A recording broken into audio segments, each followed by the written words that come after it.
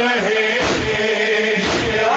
आज़ादी रहे शम्मा से शम्मा जले लाख बदले ये ज़माने की रविश और मौसम एक पल भी ना रुके अश्के अज़ार मातम मातमे शहे का जुनू सहन पर तारी रहे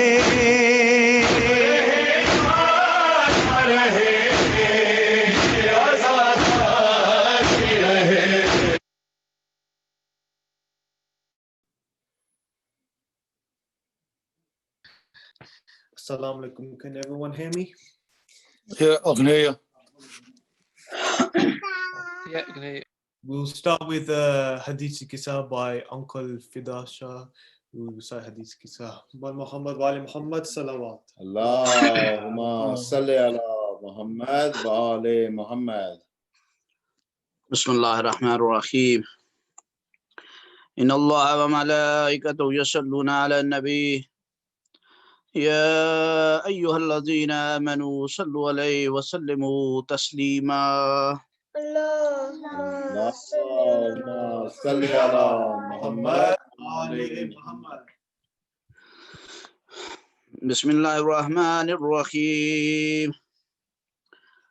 عن جابر بن عبد الله الأنصاري عن فاطمة الزهراء عليها السلام بنت رسول الله صلى الله عليه وآله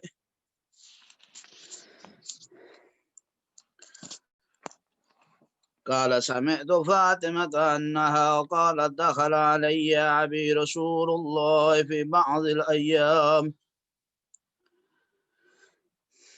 فقال السلام عليك يا فاطمة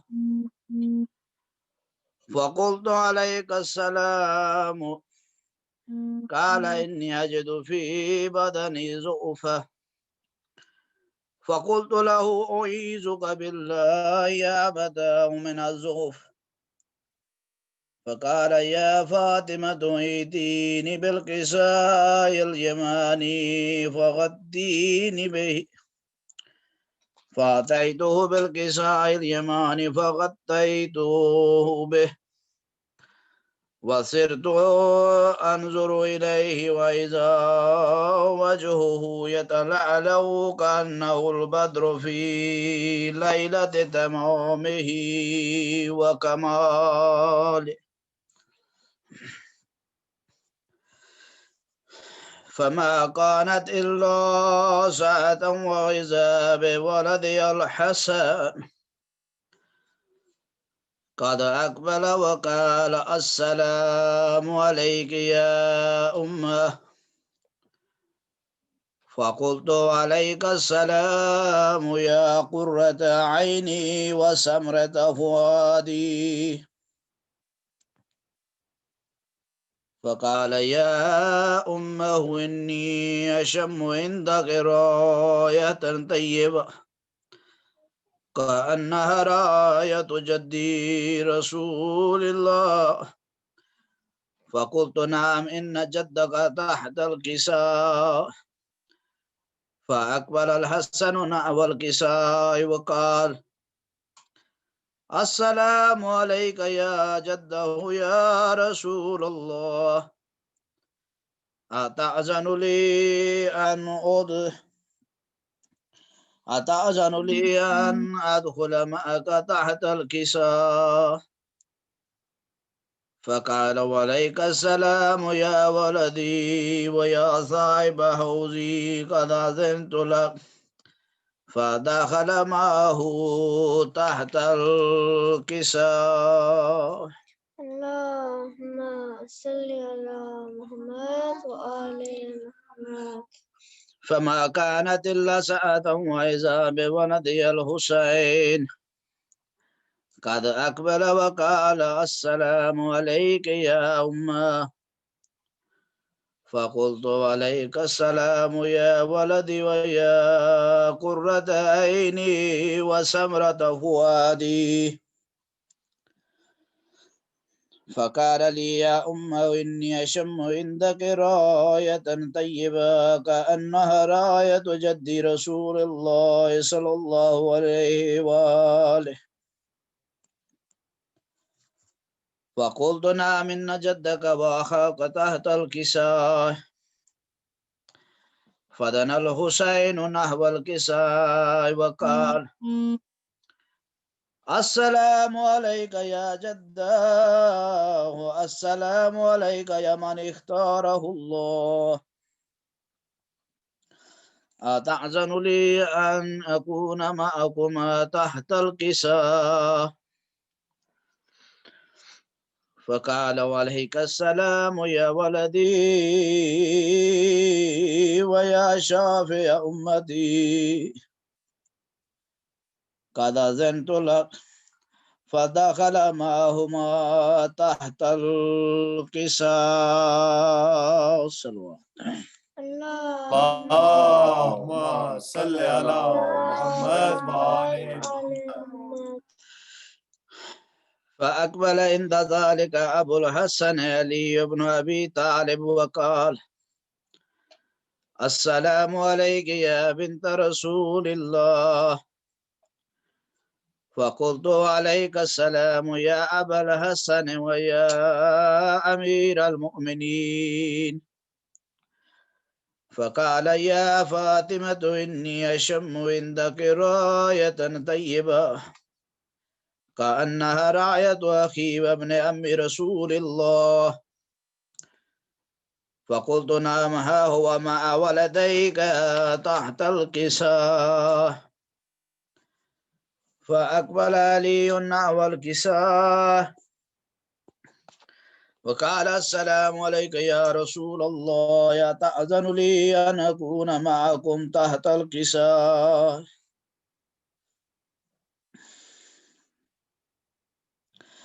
قال له عليك السلام يا أخي ويا وصي وخليفتي وصاحب لواي، قد أذنت لك. فدخل علي تحت الكساء. اللهم صل على محمد وآل محمد. ثم أتيت نحو الكساء وقلت السلام عليك يا أبتاه يا رسول الله، أتأذن لي أن أكون معكم تحت الكساء؟ قال وعليك السلام يا بنتي ويا بضعتي، قد أذنت لك. فدخلت تحت الكساء. اللهم صل على محمد وآل محمد. فلما اكتملنا جميعا تحت الكساء أخذ بي رسول الله بطرف الكساء وأومى بيده اليمنى إلى السماء وقال اللهم إنا هؤلاء أهل بيتي وخاصتي وحامتي، لحمهم لحمي ودمهم دمي، يؤلمني ما يؤلمهم ويحزنني ما يحزنهم. أنا حرب لمن حربهم وسلم لمن سلمه وعدو لمن أعادهم ومحب لمن أحبهم. إنهم مني وأنا منهم. فاجعل صلواتك وبركاتك ورحمتك وغفرانك ورضوانك علي وعليهم، وأذهب عنهم الرجس وطهرهم تطهيرا. اللهم صل على محمد وآل محمد. محمد. فقال الله عز وجل يا ملائكتي ويا سكان السماوات إني ما خلقت سماء مبنية ولا أرضا مدهية ولا قمرا منيرا ولا شمسا مضيا ولا فلكا يدور ولا بحرا يجري ولا فلكا يسري إلا في محبة هؤلاء الخمسة الذين هم تحت الكساء. فقال الأمين جبرائيل يا رب ومن تحت الكساء؟ فقال عز وجل هم أهل بيت النبوة ومعدن الرسالة هم فاطمة وأبوها وبعلها وبنوها.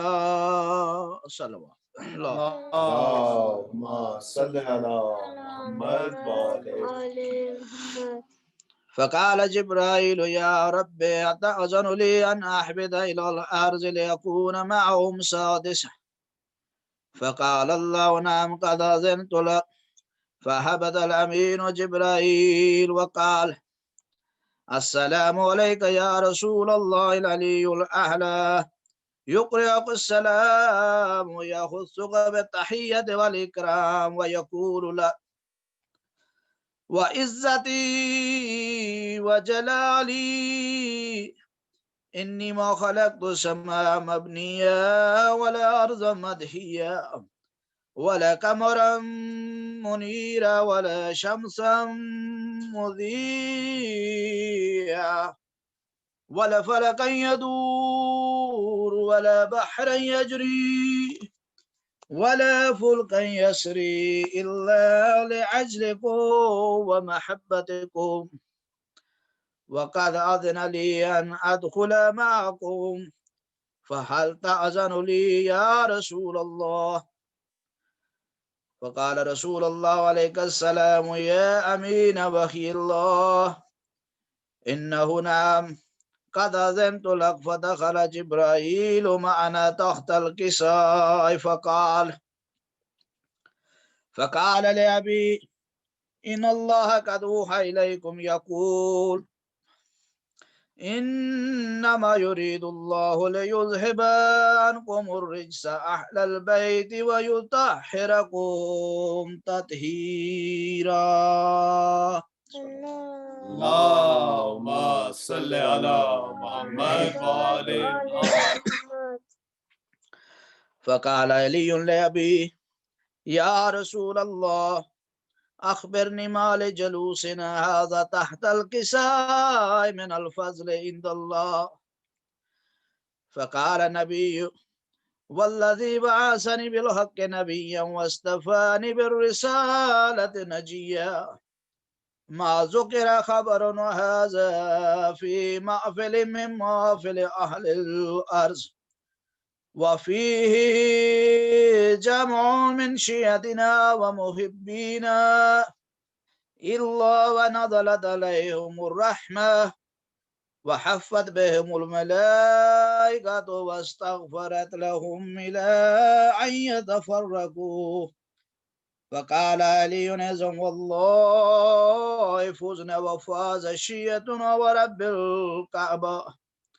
فقال نبي ثانية يا علي والذي بعثني بالحق نبيا واصطفاني بالرسالة نجيا ما ذكر خبرنا هذا في محفل من محافل أهل الأرض وفيه جمع من شيعتنا ومحبينا وفيهم مأمومون إلا وفرج الله همه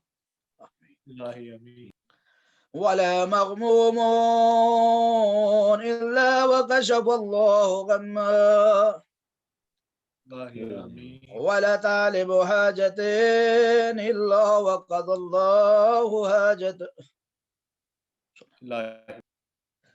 فقال علي إذن والله فزنا وسعدنا وكذلك شيعتنا. فازوا وسعدوا في الدنيا والآخرة ورب الكعبة. اللهم صل على محمد وآل محمد وعجل ورجال محمد. اللهم صل على محمد اللهم صل على محمد وآل محمد. صلوات علی محمد وآل محمد. اللهم صل على محمد وآل محمد. عجل فرج. اور دیگر نعرے صلوات. اللهم صل على محمد وآل محمد. اے ماں تم مجھے پاس بلا لو، مجھے پیاس ستاتی ہے. اے ماں تم مجھے پاس بلا لو، مجھے پیاس ستاتی ہے. تربت سے علی اصغر کی، تربت سے علی اصغر کی آواز یہ آتی ہے. اے ماں تم مجھے پاس بلا لو، مجھے پیاس ستاتی ہے. یاد آئے بہت مجھ کو تیرا جھولا جھولانا، ہائے کبھی سینے سے لگا کے تیرا لوری سنانا.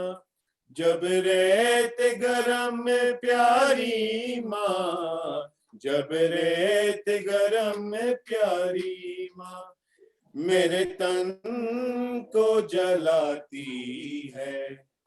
اے ماں تم مجھے پاس بلا لو، مجھے پیاس ستاتی ہے.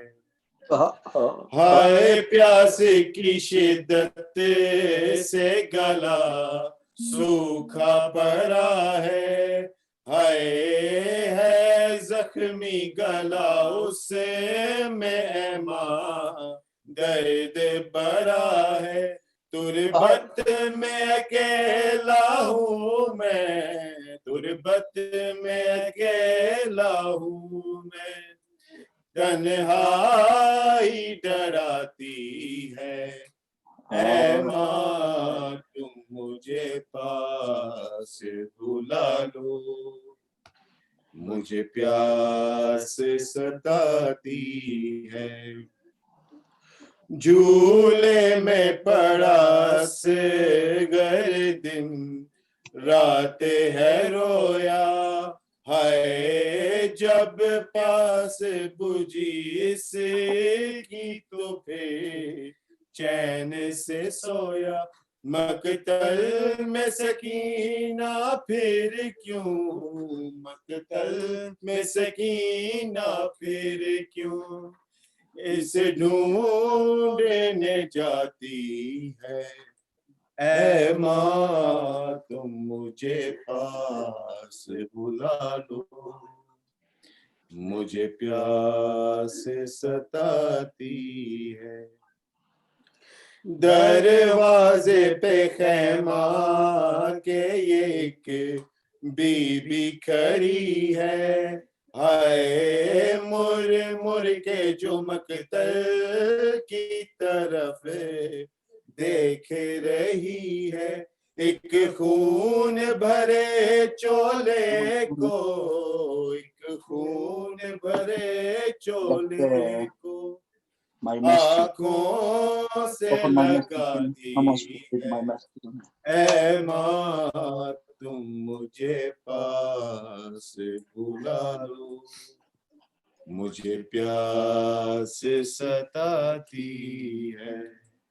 اے ماں تم مجھے پاس بلا لو، مجھے پیاس ستاتی ہے وہ شام غریبا کو عجب ظلم ہوا تھا ہائے سر ننگے تھی ہر بی ہر ایک خیمہ جلا تھا عباس کا ثانی زہرا عباس کا ثانی زہرا ہائے فیض نبھاتی ہے اے ماں تم مجھے پاس بلا لو مجھے پیاس ستاتی ہے اختر یہ ہواؤں نے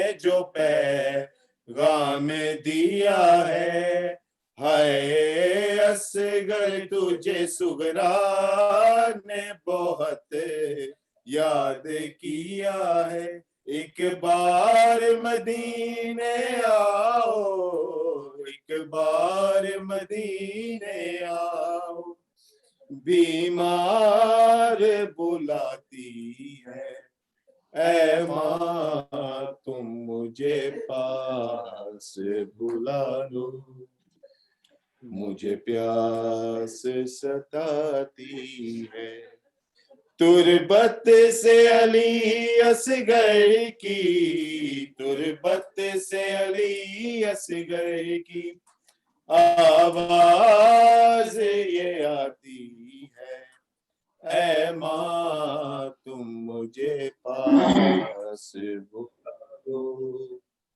مجھے پیاس ستاتی ہے محمد وآل محمد صلوات اللهم صل على محمد وعلى محمد. We'll continue watching the English lecture by Sayyid Ali Abbas Rizawi. Bal Muhammad wali Muhammad salawat. اللهم صل على محمد وعلى محمد.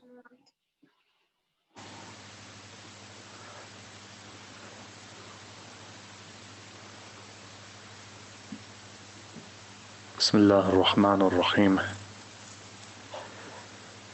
الحمد لله رب العالمين والصلاة والسلام على أشرف الأنبياء والمرسلين سيدنا ومولانا أبي القاسم محمد اللهم صل على محمد وآل محمد وعلى آل بيته الطيبين الطاهرين المعصومين المظلومين الذين أذهب الله عنهم الرجس وطهرهم تطهيرا اللهم صل على محمد وآل محمد.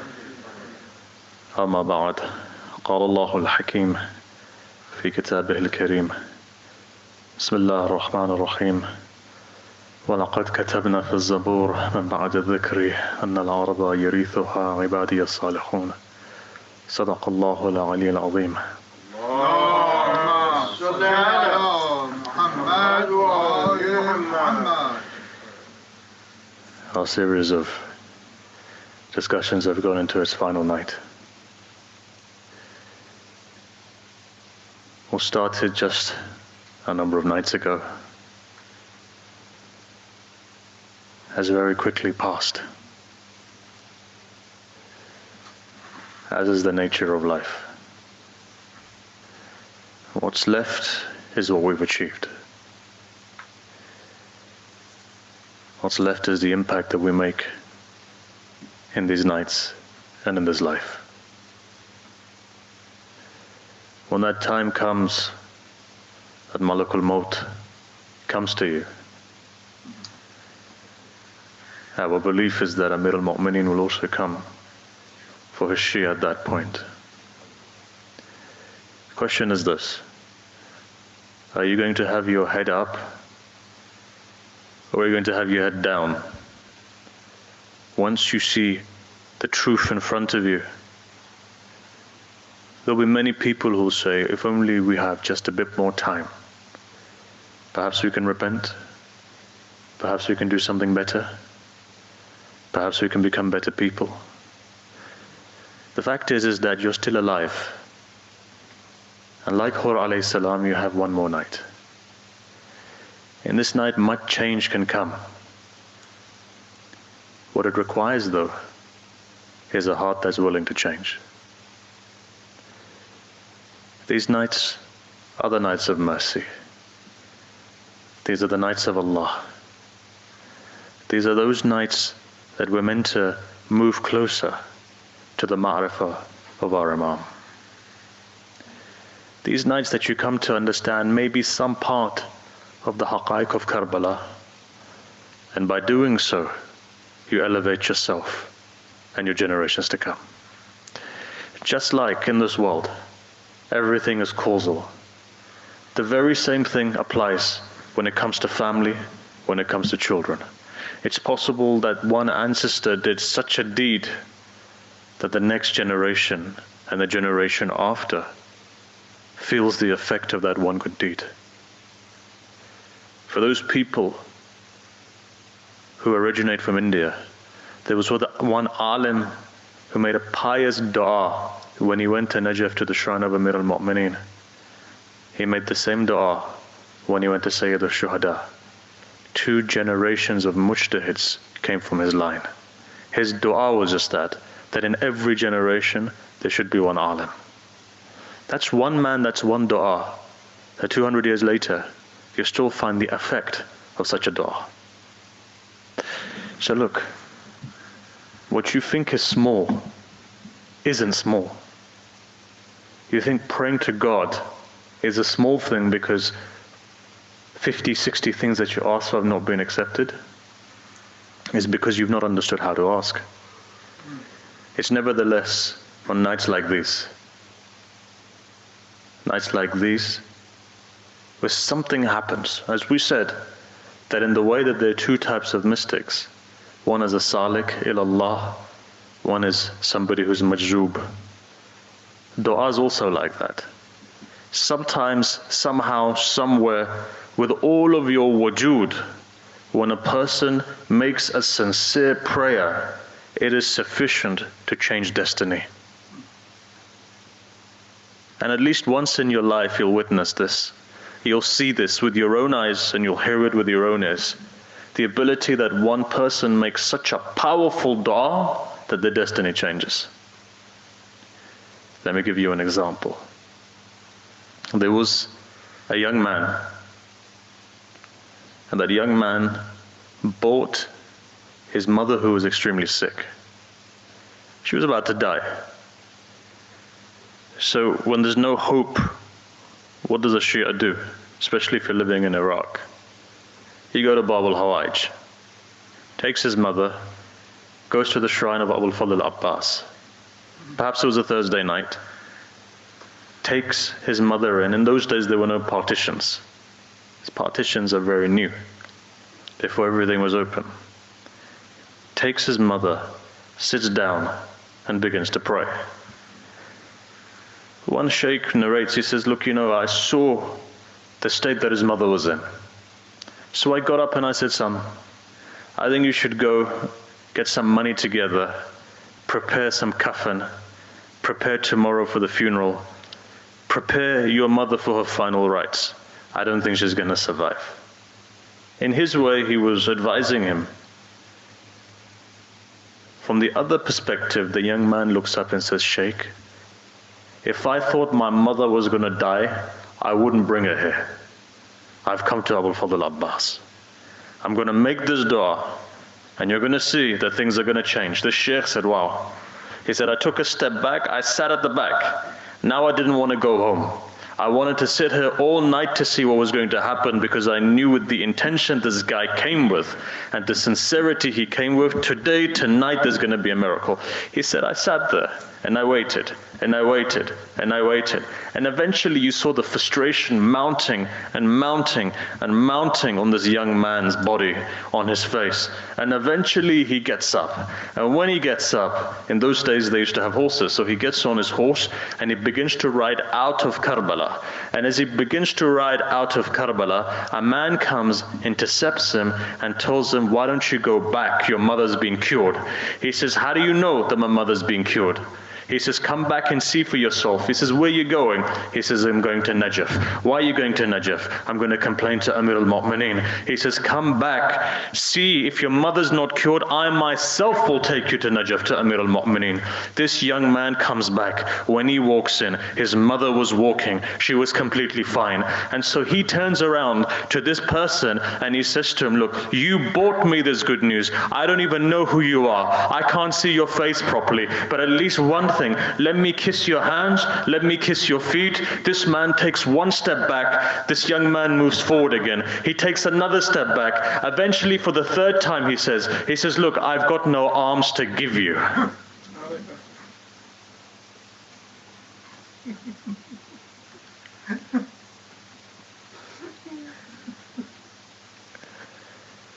For those people who felt that in their heart, you're in the right place.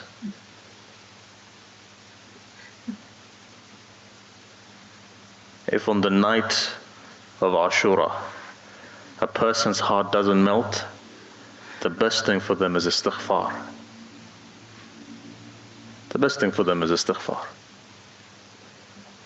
Because if it doesn't melt today, it's not going to melt.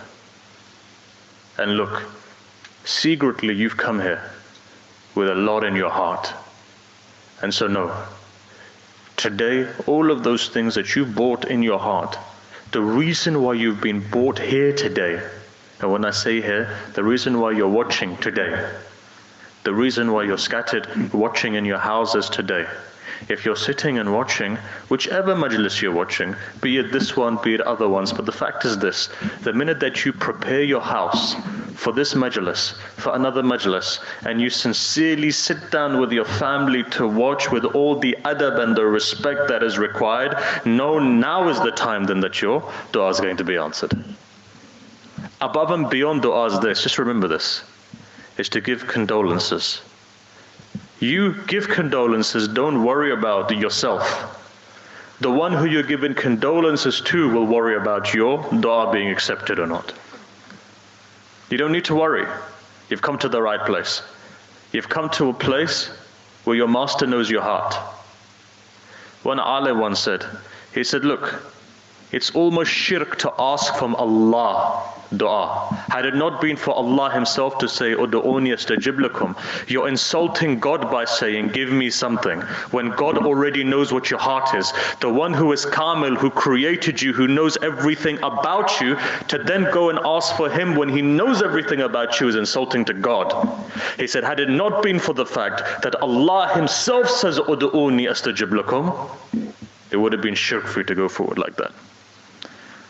Though Allah knows your heart, but Allah also loves it when you ask Him. So ask Him.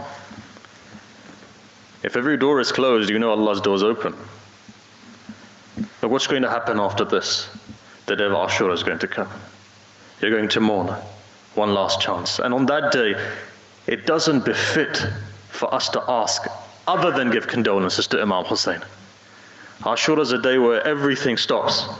Your life stops only for one thing, the entire day's mourning. So technically this is the night which makes the difference. These are the nights that change you. This is the night that makes the difference. So now get into that mode so we can start by discussing and finishing what we started 9 days ago.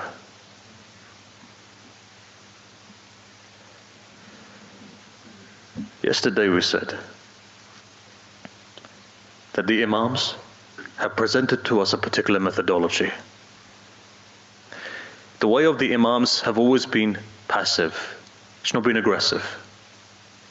From the fourth Imam onwards, they live with tyrants. What they taught us is this, how to survive in the face of tyrants. If, let's say, those traditions are correct, the years before the coming of the Mahdi alayhi salam, then you and I both know that there's going to be much trial and tribulation, much oppression, much killing, many diseases, much bloodshed. In this period of time, how does one survive? Here the Imam teaches you how to completely disappear into the shadows in such a way that at least you cultivate your own community and the people around you. And the way is very simple. After Karbala takes place, Imam Zain al-Abidin doesn't come forward to develop and to establish another army to go and fight Yazid. Doesn't do that. Why? Because Imam Hussein didn't fight. Imam Hussein protected himself. Had Yazid attacked Imam Zain al-Abidin again in Karbala, it would have been his haqq to protect himself. But in this space, what does he do? He does something far more miraculous than what Yazid could ever imagine. As Yazid's dynasty is collapsing, Imam Zain al-Abidin begins to establish a network that lasted until the Dhuhr of the Imam. This network developed upon certain things.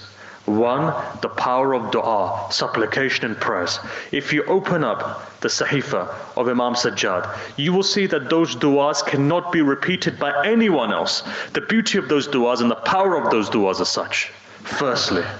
Secondly is this. Take it a step further then and see. What else does Imam do? Imam establishes two things.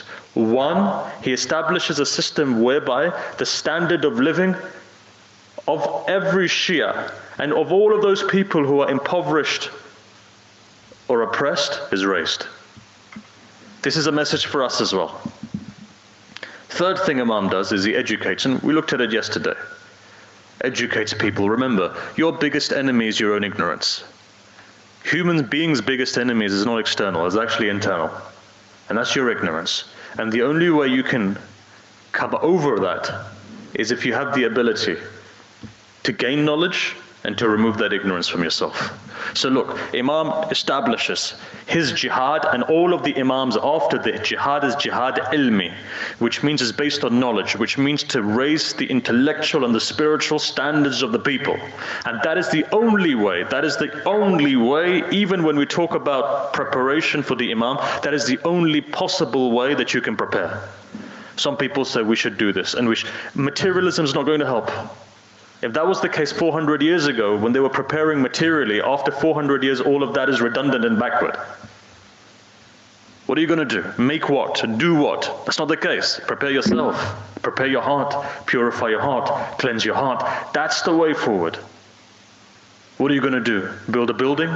What's going to happen in 200 years' time? It's going to crumble? What are you going to do? Stockpile oil?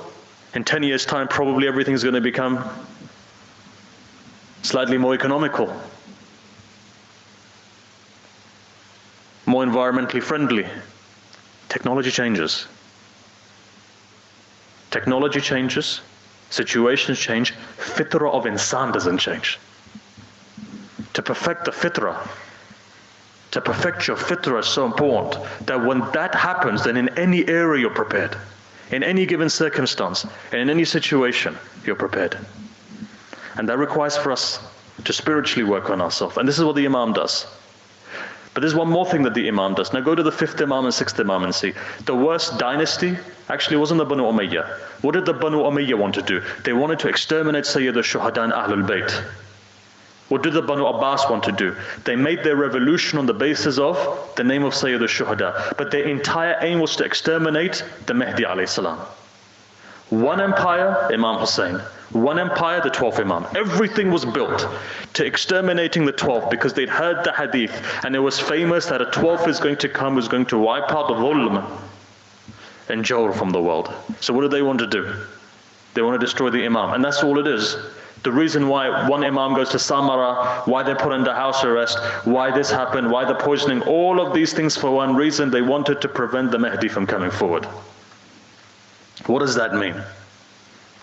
What did the Imam do here? Imam knows this. Imam knows this. So what does the Imam here do? Imam develops an elaborate system. And that system was so underground that the Shia survived.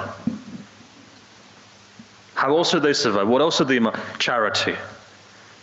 The best way that the Imam worked was charity.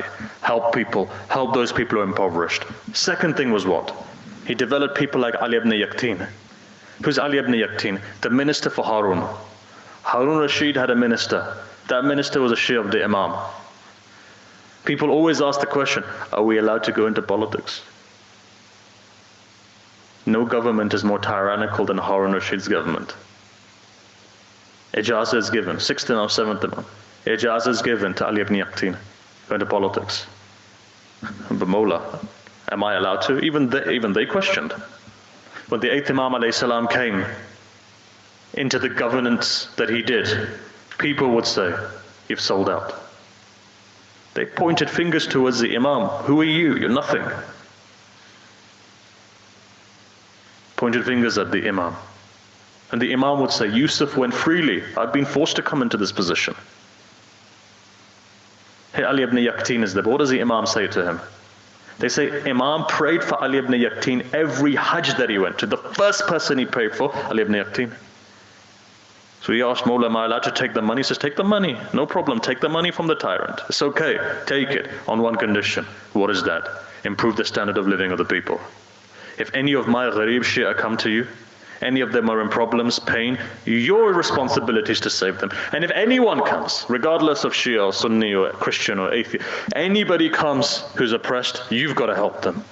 You've got to help make a better society.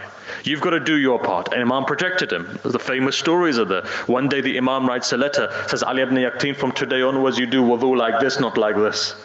Hukum of the Imam comes. Remember one thing. When the hukum of the Imam comes, you follow that hukum. Even in the time of Sayyid al-Shuhada, many people didn't even know that. What did Ibn Abbas say to Sayyid al-Shuhada? He says, don't go to Iraq. Ahl Iraq have deceived your father. You're advising Imam of the time? You're advising Imam of the time? We respect all of those people from those days. Ibn Abbas and everyone. But the fact is, when you think about it, you think, Ma'rifah, everybody has different levels of Ma'rifah.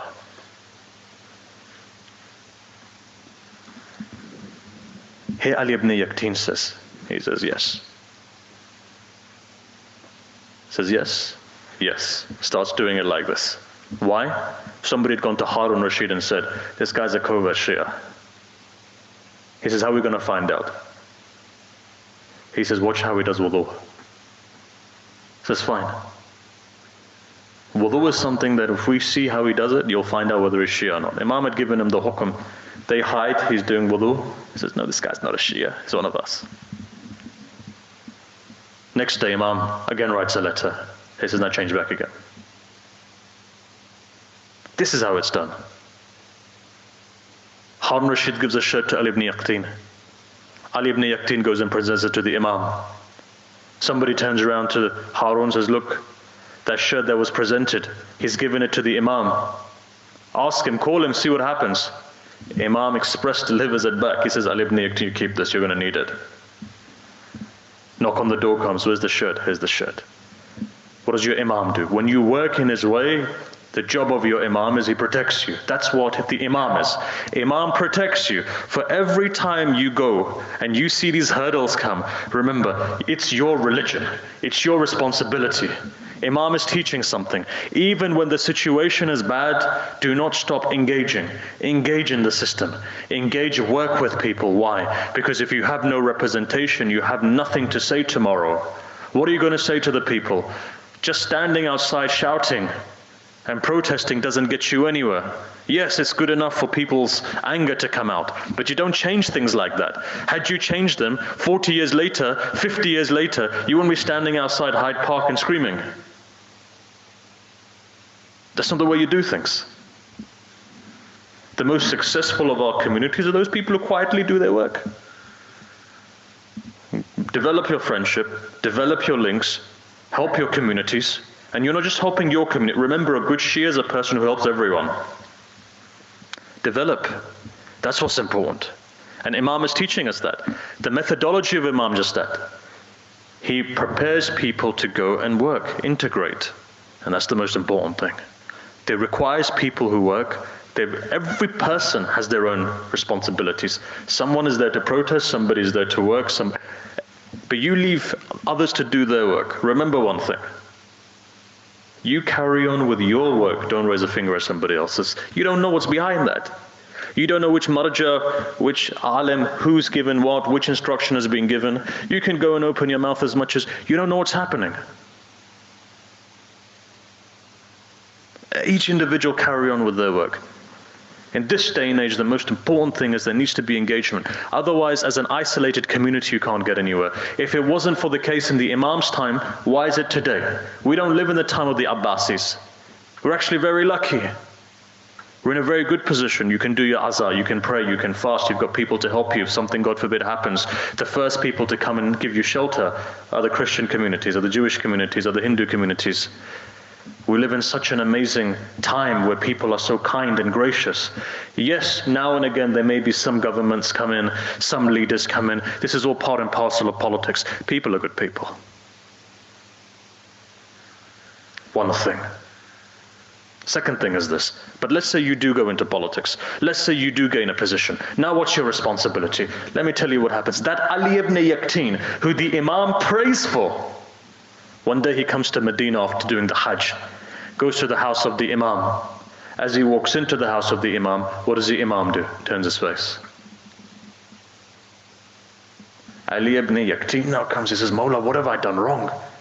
Why have you turned your face from me? Begins to cry. Obviously, your Imam turns, what are you going to do? You're going to start crying? Begins to cry. He says, Ali ibn Yaqteen, in Baghdad, one of my Shi'as came, Abu Hashim. He was poor, yet turned him away. Because of that, go. He says, Mawla, how can I redeem myself? He says, you go to him and ask forgiveness from him. Ali ibn Yaqteen says, how do I get there? Imam says, go at night time, there will be a camel next to Baqi. You get on that camel, you'll get to Kufa. He lives in Kufa, go to his house. Night time, saw the camel. Imam is Sahib-e-Wilaya. Steps later, he's in Kufa. Goes to Kufa, knocks on his door. Abu Hashim says, who is it? He says, Ali ibn Yaqteen. He says, what would Ali ibn Yaqteen, the minister, the prime minister of Harun, be doing here? He says, please open the door. It's Ali ibn Yaqteen. He opens the door. Ali ibn Yaqteen says, I want to ask you for forgiveness. Many months ago you came to me, I was unable to answer you, you knocked on my door, you went away discontent.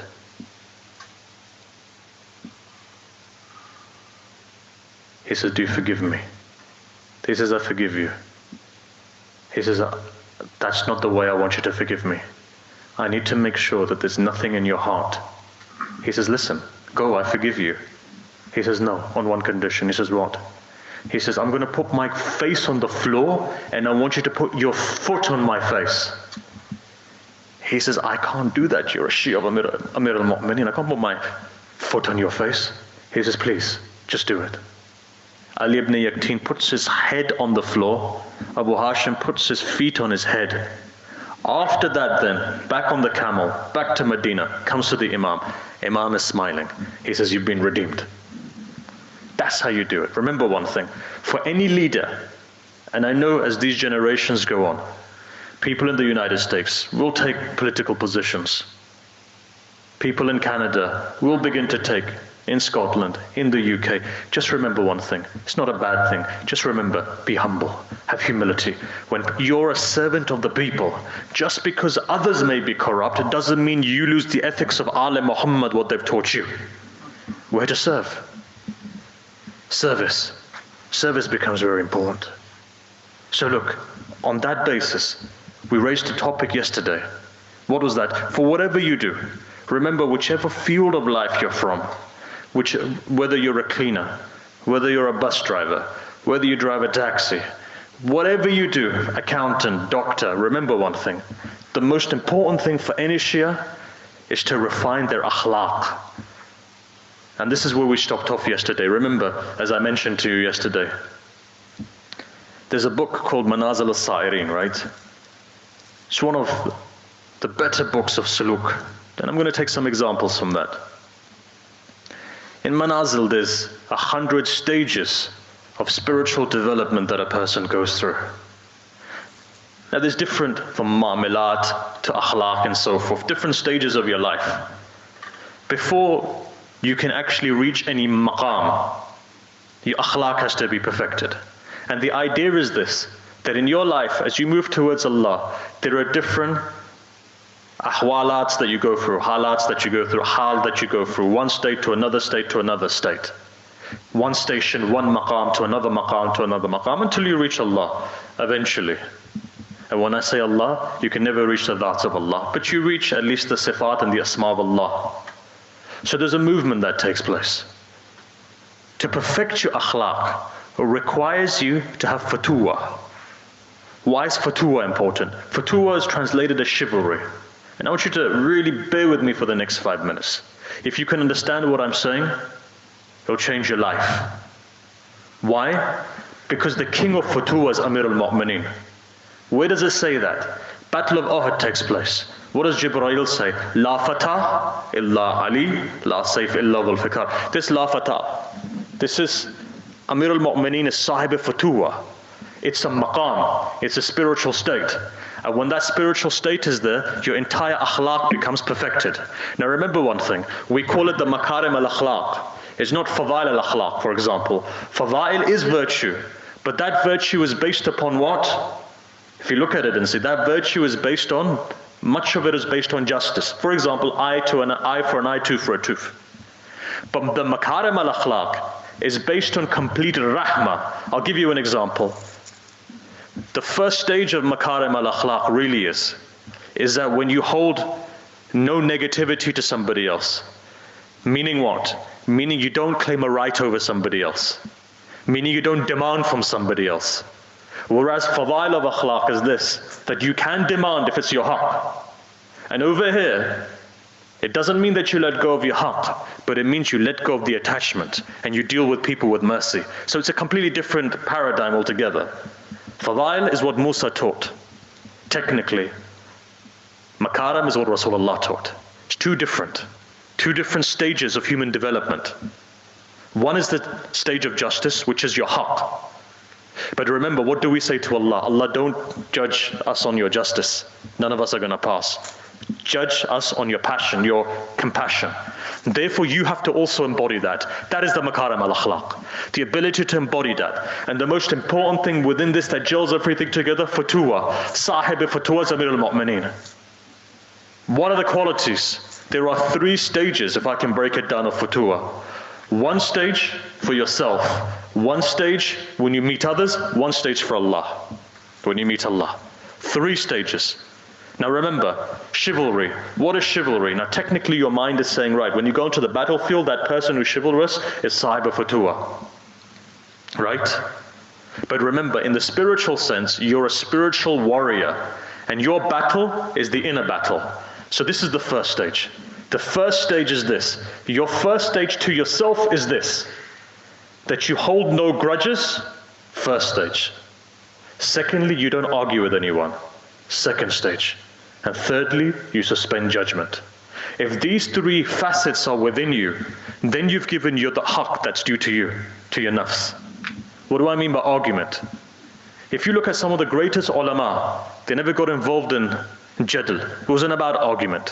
Why? Because the purpose is intisar. Basically, you want to dominate somebody else. You've seen people, we've had a discussion with people that they want the last word. However you say 2 + 2 = 4, they're like, no, 5. And they want the last word. And however you say, listen, brother, look, 1, 2, 2.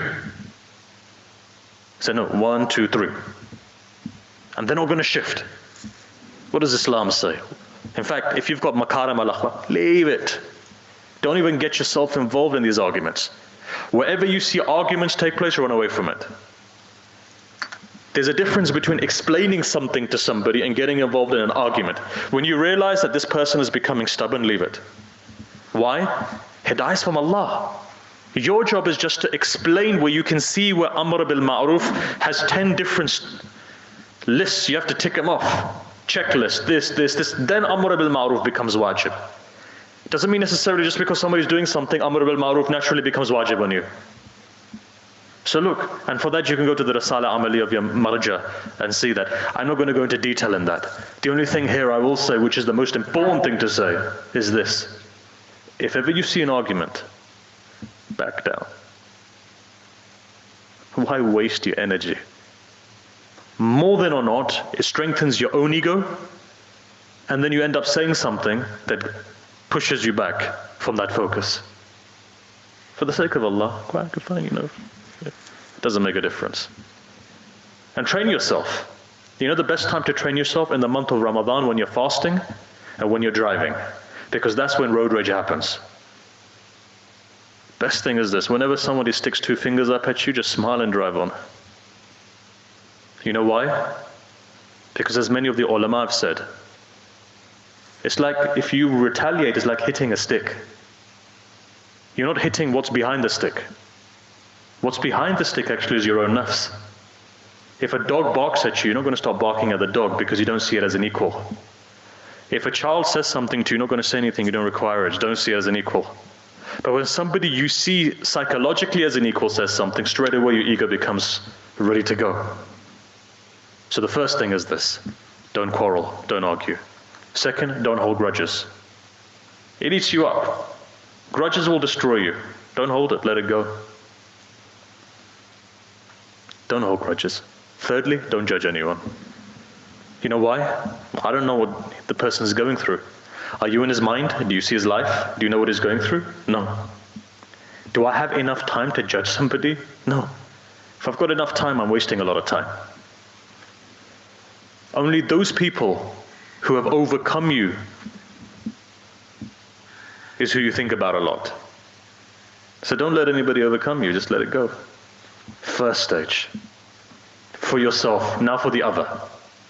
Your responsibility to the other is this. Here in Manazil it says, in Bab of Futuwa, it says that person who's become hard on you, trying to push you away, respect them. Love them. It doesn't say tolerate. Tolerate is something else. Tolerate means that you have to do it. No. Do it out of love because you want to do it. And that's the biggest change you can do within inside of yourself. How does one do that? Not only do you empathize with people, but you have to come from above to be able to do it. How do you become soft and loving to a person who's wronged you? It's the question. That doesn't mean that you leave yourself open to becoming wronged. It means that you show compassion to change that negativity. And it's not easy. You know, somebody a couple of days ago said, you know, you're talking about developing love, and you're talking about crying for Sayyid al-Shuhada. But how can I remove negativity? It's not always easy. Yes, it's not always easy. The best way of removing negativity is to do khidmah, service. Selfless service. Why? Breaks the ego. You come into the mosque, right? Let's say we're here. Majlis finishes. You should be the one who takes food and gives it to people. You should be the one who takes water and gives it to people. You should be the one who helps. This service, this khidmah, is enough to break the idols inside of you. Look, I've seen successful people doing this. I remember many years ago, it was the month of Ramadan, I was much younger. In my local mosque, we went to eat, and there was a very senior member of the community, and he would serve food. He came to one person, this person grabbed the rice and chucked it. He says, I don't want this. I remember that gentleman, a successful gentleman, went into the toilet, he was crying. And when I went there, he says, look, today I'm khadim of Hussain. If this had been outside, I would have taken care of this guy. But because I'm serving Imam Hussain, I can't even reply to this guy. All I can do is cry. I feel oppressed. And at that moment, somebody advised him. They said, look, the one you're serving is the one who's going to take care of you. The slave shouldn't feel anything. Let the master feel everything. We'll see what happens then. And Allah raised him. Maqam higher, success higher. This is what akhlaq does. So look, generally what I'm talking to you now would take a week to cover. If we were sitting down with our teachers, this entire bab takes a week. And that's only the part of the nafs, let alone others. I'm only summarizing this for you. I'm not here to give a Hausa lesson on manazil and the bab of futuwa. Therefore I'll leave the section on God, because that section is complex. What I want to finish off, final thing is this. See, when it comes to akhlaq, right? On the very first day we said something. That was this. There are 5 things. There are 5 things which are important. That if a person has that, believer or no believer, whoever they are, however they are, on the day of judgment, hell becomes haram on them, whatever they do. 5 things. Remember we said a person who's ghayur has ghayra. A person who's courageous. And if you're courageous, you're sahib fatuwa. Right?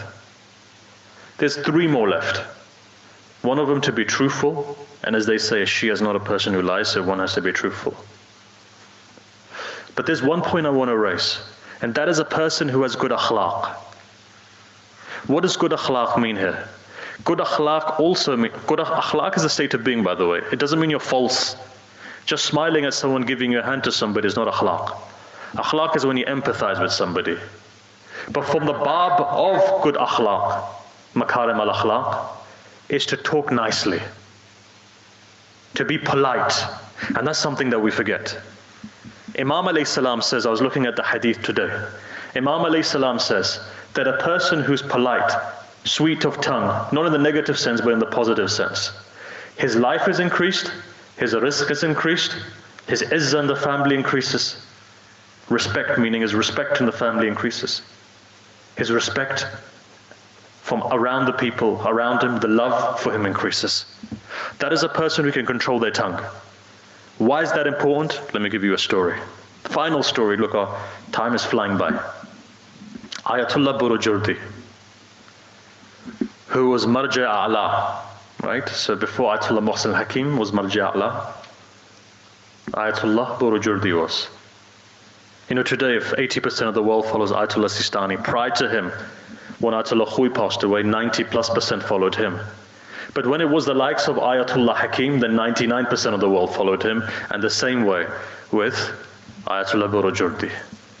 Ayatollah Burujurdi was once sitting in his class. Now these are people who have reached a level, so I wouldn't say you do this, but I'm just giving you an example of what Ayatollah Burujurdi did. Sitting in the class, one day one of his students questions him. If you ever go to Bath al-Kharaj, you'll see that the marja is sitting there and you get an opportunity to ask, and you debate with the marja about a fiqh issue, and the marja debates with you, and you can see this happening, right? And sometimes, obviously, you get people like me who may not understand, so I over-debate, right? Thinking, right, I'm sitting in Bath al-Kharaj now, I've come to a level, and when you're young and you've got a lot of, as they say, hot blood, you're thinking to yourself, I can debate with the marja. And those old guys sitting there are like, son, just calm down. Give it 10 years and then you'll see where you're at. But anyway, he's debating with the marja. Ayatollah Burujurdi is answering. And he's answering, and eventually gets to a stage, says, sit down. Be quiet, you don't know what you're talking about. So I told him off, basically. This guy, shut up, obviously, what are you going to do? The marja tells you off. He went quiet. Ayatollah Burujurdi got off the mimbar. He started to cry. That night he couldn't sleep, and he says to one of the people, he says, look, can you find this chap? He said, look, these are the nights of Muharram, he's probably gone to a majlis. If you can get to his house at Fajr time, then speak to him. Ayatollah Burujurdi at Fajr time goes to this student's house, knocks on the door, the student comes out, he's like, oh my God, Ayatollah Burujurdi is at my house. He says, oh, you should have told me, I would have come to you. He says, no, this requires me to come to you. He says, can you forgive me for what happened yesterday? You have to think, what happened yesterday? He goes, please, you don't need to ask forgiveness from me. I was being stupid, I was being cocky, I was asking you questions. You don't ask forgiveness. He says, no. He says, I made a promise to myself, if ever I lost my temper, I would fast for the whole year. I'm going to fast for the whole year, but I want you to forgive me, because maybe I must have hurt you. And if I hurt you, I'm out of the wilayah. He says, I swear you've done nothing wrong, nothing to forgive. He says, just say you forgive me. He says, look, I forgive you anyway. I forgive you, but you've done nothing wrong, please. I'm not saying because you're the marja of the time, you're like our father, you've done nothing wrong. I was cocky, you put me in my place. Ayatollah Burujurdi was, no. I lost my temper a little bit. And for that, I seek your forgiveness. And he fasted for 1 year. When your leaders are like that, then you understand why they're marja a'la. Now how many times a day do we lose our tempers? With our children, with our family members, God forbid with our parents. You see, do you think it's easy? It can be very easy if you want it to be. Condition is this. You've got to focus, you've got to work on yourself. Look, our time has come to an end. I wish we had more time, there's a lot more to say. Looking at the time going past, our time has come to an end. Allah give us all the tawfiq to truly cry for Imam Hussain and to truly give condolences. I want to give you a small story. Many years ago, as you know, because we're unable to travel, I'm currently in Edinburgh, in Scotland. This is where we're beaming from. Many years ago in Scotland, I met a couple. This is going back about 7 years. The couple were two doctors, husband and wife. They didn't live in Edinburgh, they lived outside, closer to the Highlands. And when I met the gentleman, we were on Hajj together. He said to me, my wife and I couldn't have any children. We were married for 10 years. We were married for 10 years. We couldn't have children. We went to every ziyarah that we could think of. But we found that our prayer wasn't answered. 10 days of Muharram came. And he said to me, look, we couldn't get to any mosque. We used to go on the internet. We used to watch live majalis. So though we're all suffering today in terms of the fact that we can't be together, but there are many people who live in remote parts of the country who are unable to get here. And so they listen to live majalis. It says that the 9th of Muharram came. And my wife said to me, look, we've tried everything. When the majlis finishes, the cradle of Ali Asghar comes. She says, why don't we just sincerely do tawassul to Sayyid al-Shuhada because of this Bab al-Hawaij, let's see what happens. Time comes, cradle comes out, husband and wife held hands, they look towards the screen. They say, Sayyid al-Shuhada, we've gone to every single door, all the doors were closed on us. Today we've come to the cradle, your Ali Asghar. Please fulfill our hajat.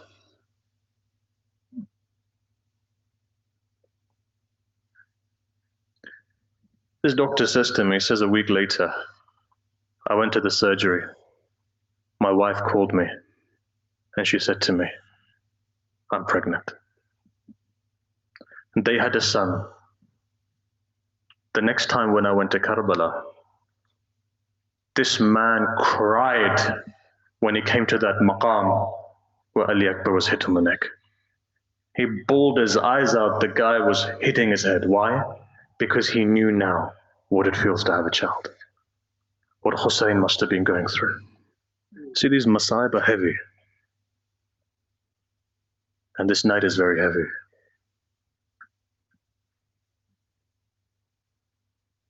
You think to yourself that a woman who all of her life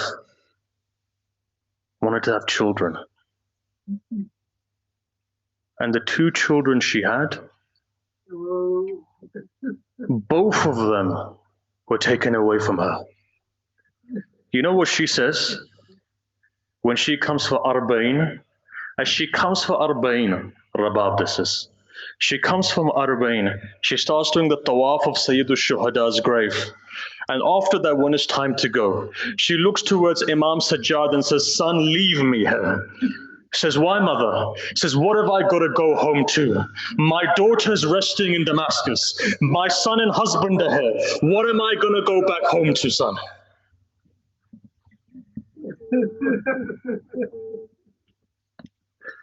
Ask that mother what she feels tonight. Look, tonight the cradle of Ali Asghar is going to come out. I promise you, this young son of Hussein is Babul Hawaj. You know, every mother has something in her heart that she says, I want my son to grow up to be something. On the 9th of Muharram, perhaps this mother was saying, I want my Ali Asghar to become like Abbas. Allah made both of them Babul Hawaj.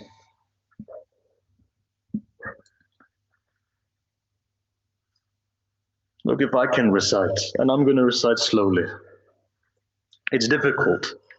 It's difficult to recite this. Look, I still remember a time in Qom when an Indian student had a small child and he went to Bimaristan Gul Paigani. When he came back, the child had died. We saw him walking from the door of his house to the end of the road. He was walking one way, walking back again, walking one way, walking back again. So we asked him, we said, why don't you go in the house? You know what he said? He said, when my wife gave me the child was Salim. Now the child is dead. I don't know what to say to this mother who's inside waiting for me to come back with a live baby.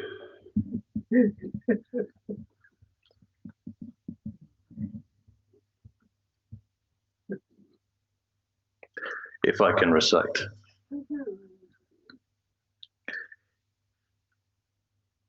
The 9th of Muharram comes. Mothers are talking to their sons.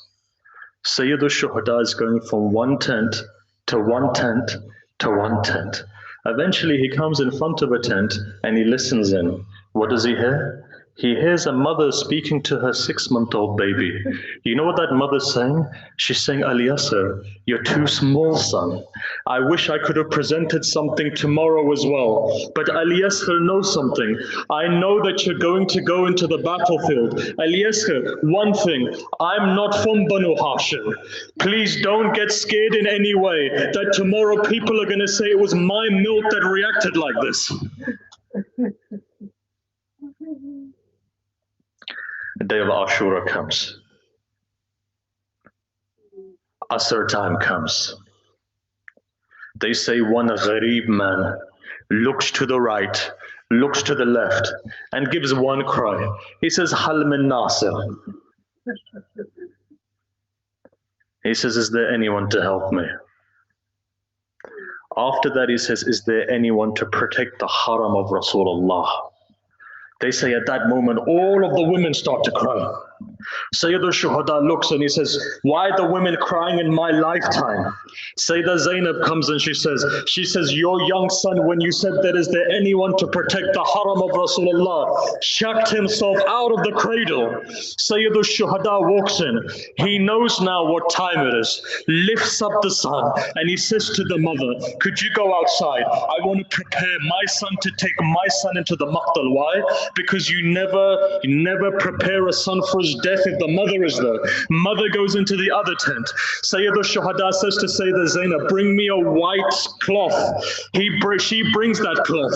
Sayyidul Shuhada puts the small baby like he would do in a coffin, wraps the coffin around.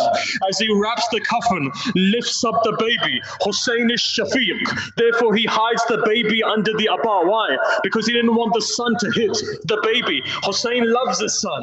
Yazidis say, when Mukhtar asked, he said, when did you feel sorry for Hussein? The reply came, it broke our heart. All of us started to cry. When Hussein was bringing something under his abba, we thought it was the Quran. But when he took it out, it was a small baby there. Hussein, when he presented the baby, it was like a fish out of water. He would open his mouth like a fish does and close it and open it and close it. We could tell Hussein was madloom because this child was thirsty.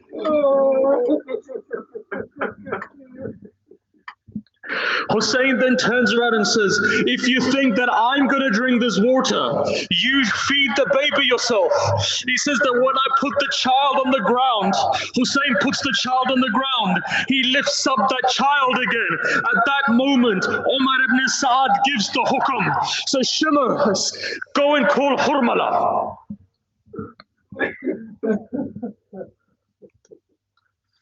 Mukhtar asked Hurmala. He said, Hurmala, what did you do on the day of Ashura? He did 3 arrows. He says one of those arrows was when I fired it at the neck of Hussein's small baby. He said, what happened there? He said, I came forward and I took a 3-pronged arrow, the same arrow that you used to knock a horse down. He says, when I lifted that up to fire the arrow, in the tradition it says he dropped it once. Again he lifts it, drops it twice. The 3rd time Umar ibn Sa'd comes to Hurmala, says, Hurmala, if somebody asks me who the most wretched, hard-hearted person in my whole army was, I would have said it's you. What's the problem? Why can't you shoot down this young baby? He replies, he says, Umar ibn Sa'd, I want to shoot this arrow, but every time I want to fire the arrow, a woman dressed in black comes to me and says, Hurmala, don't you have any children of your own that you're killing my son?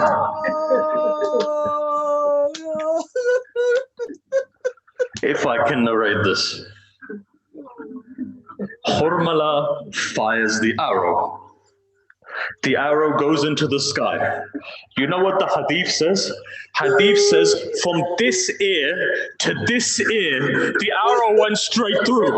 As the arrow went straight from one ear to one ear, blood came into the hands of Sayyid al-Shuhada.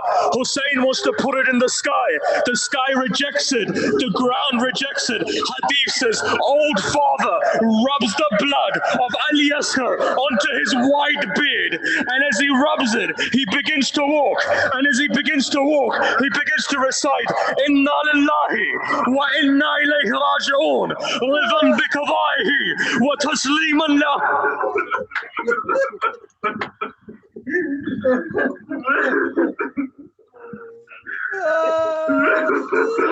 As Sayyid al-Shuhada walks back with his baby, you know what the tradition says? A 4-year-old girl comes running. She says, Father, did my brother drink any water? Sayyid al-Shuhada goes, Rabab comes out, both of them dig. They put the small baby behind the tent. They fill it with dirt. Sayyid al-Shuhada says, I've heard from my grandfather, it's mustahab, some water should go there. Rabab begins to cry. The tears fall on the...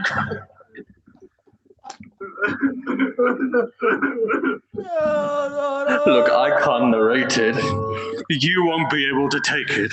One final thing I'll say though, forgive me for saying this. 11th of Muharram comes, 71 heads are hoisted on a spear. One person comes to Umar ibn Sa'd, says, Umar ibn Sa'd, there were 72 shuhada. One head is missing. Says, where is that head? I saw Hussein go to the back of the tent. He was burying someone at the back of the tent. At that moment, Umar ibn Sa'd says, 4 horse riders, find this body. One mother chained, arms tied behind her back.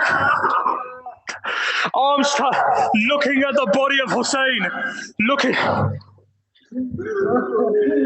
They began to hit the spears on the ground.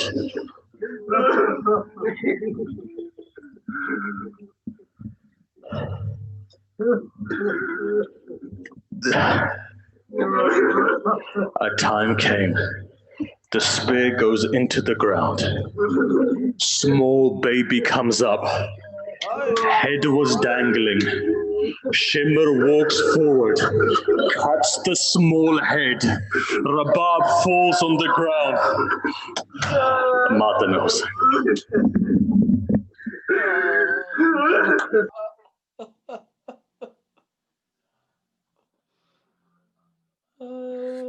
Allahumma salli ala Muhammad wa ali Muhammad.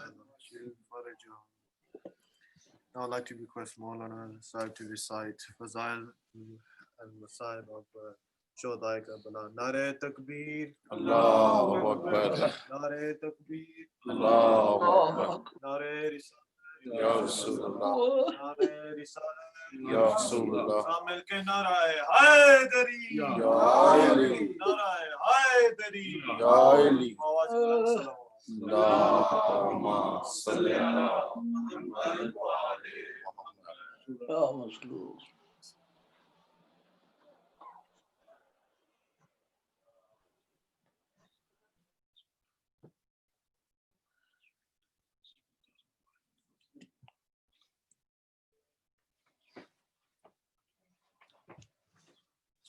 صلوات پڑھنے میں لمبا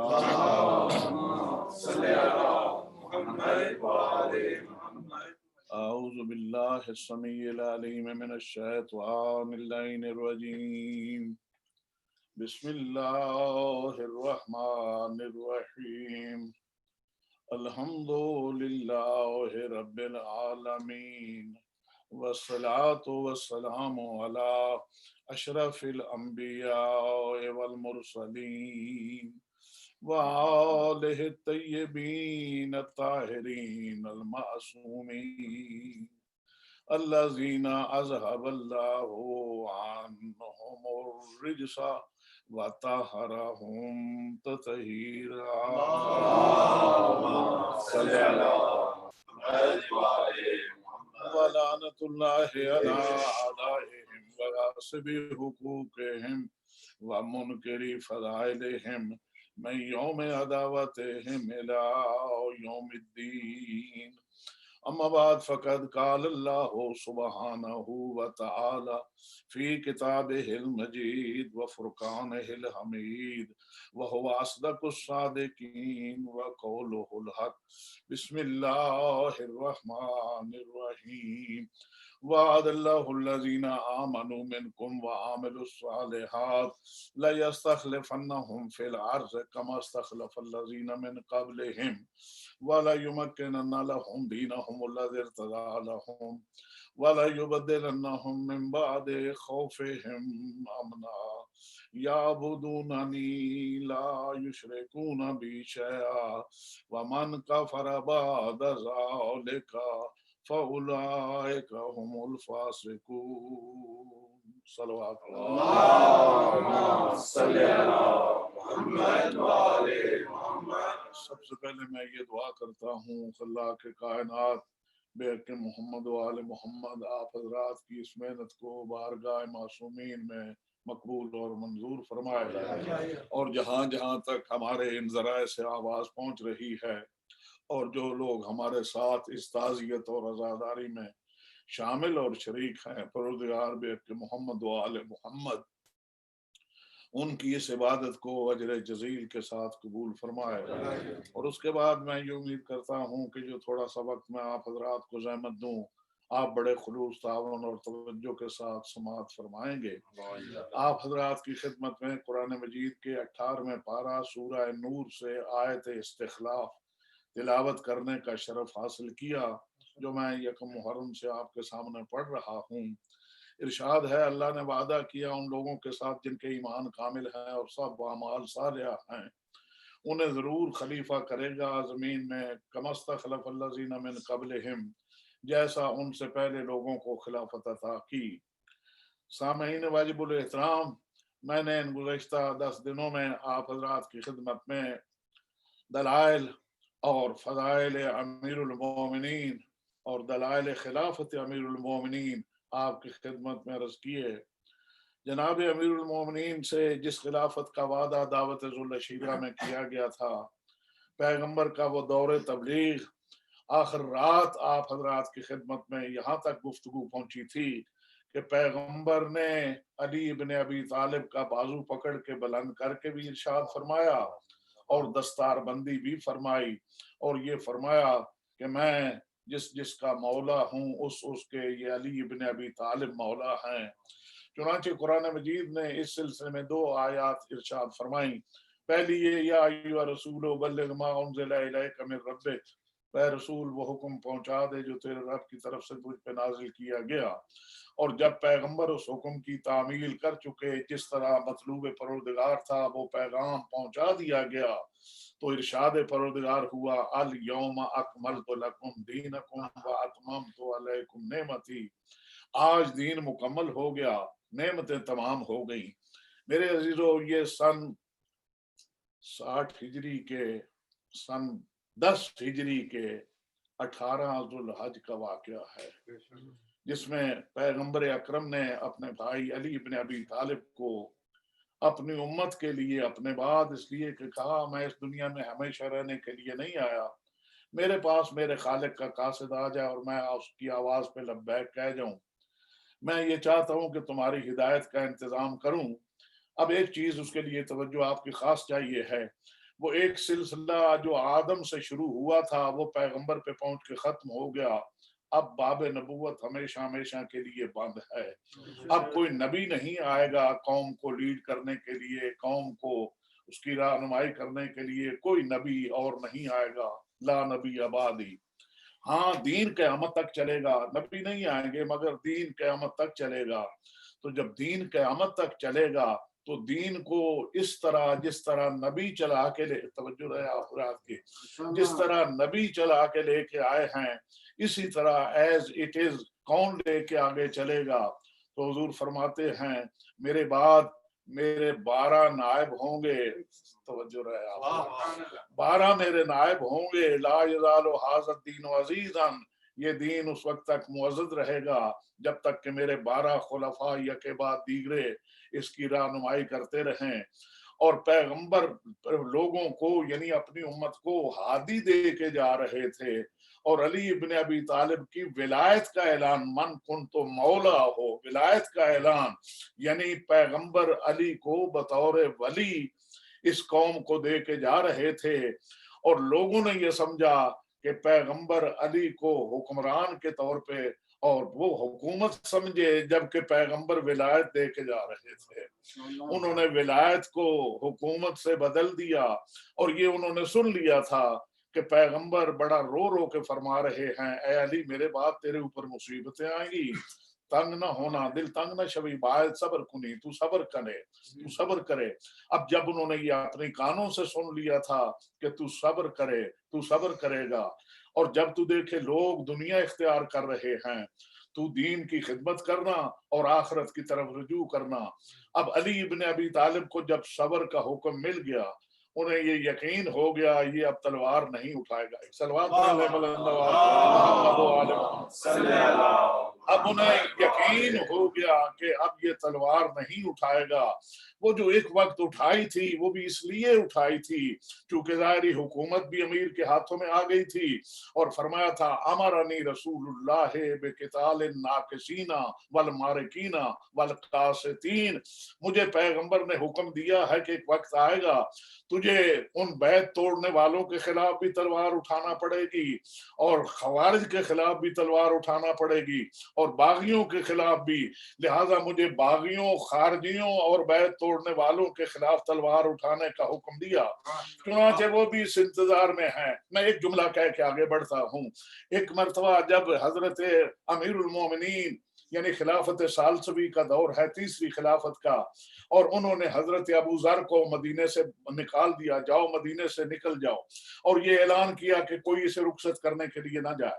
جب کہا نا کوئی اسے رخصت کرنے کے لیے نہ جائے، باقی لوگ تو حکومت کا حکم تھا چپ کر کے بیٹھ رہے، مگر علی ابن ابی طالب وہ فرماتے ہیں ابو ذر کو جلا وطن کر رہا ہے یہ آدمی، جس کو باہر مدینے سے کیا تھا اور پہلے والے خلفاء بھی اسے باہر رکھتے تھے، اس مروان کو تو اندر بلا لیا، اور جس کے لیے پیغمبر نے کہا تھا اس زمین کے اوپر ابو ذر سے زیادہ سچا کوئی نہیں، اسے جلا وطن کر دیا۔ یہ عجیب ہے، اسے جلا وطن کر دیا، مگر میرے اور آپ کے آقا و مولا گئے ہیں اس کو رخصت کرنے کے لیے، اور کہا ابو ذر تجھے پتا ہے تجھے پیغمبر نے فرمایا تھا تو آیا بھی اکیلا ہے، جائے بھی گیا بھی اکیلا، اور دنیا سے اٹھے گا بھی اکیلا، اور تیرے لیے احادیث میں آیا۔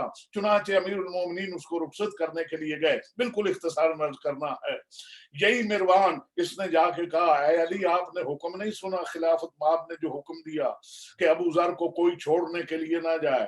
امیر المومنین نے کہا پلٹ کے کیا بکتا ہے اور کیا کہتا ہے۔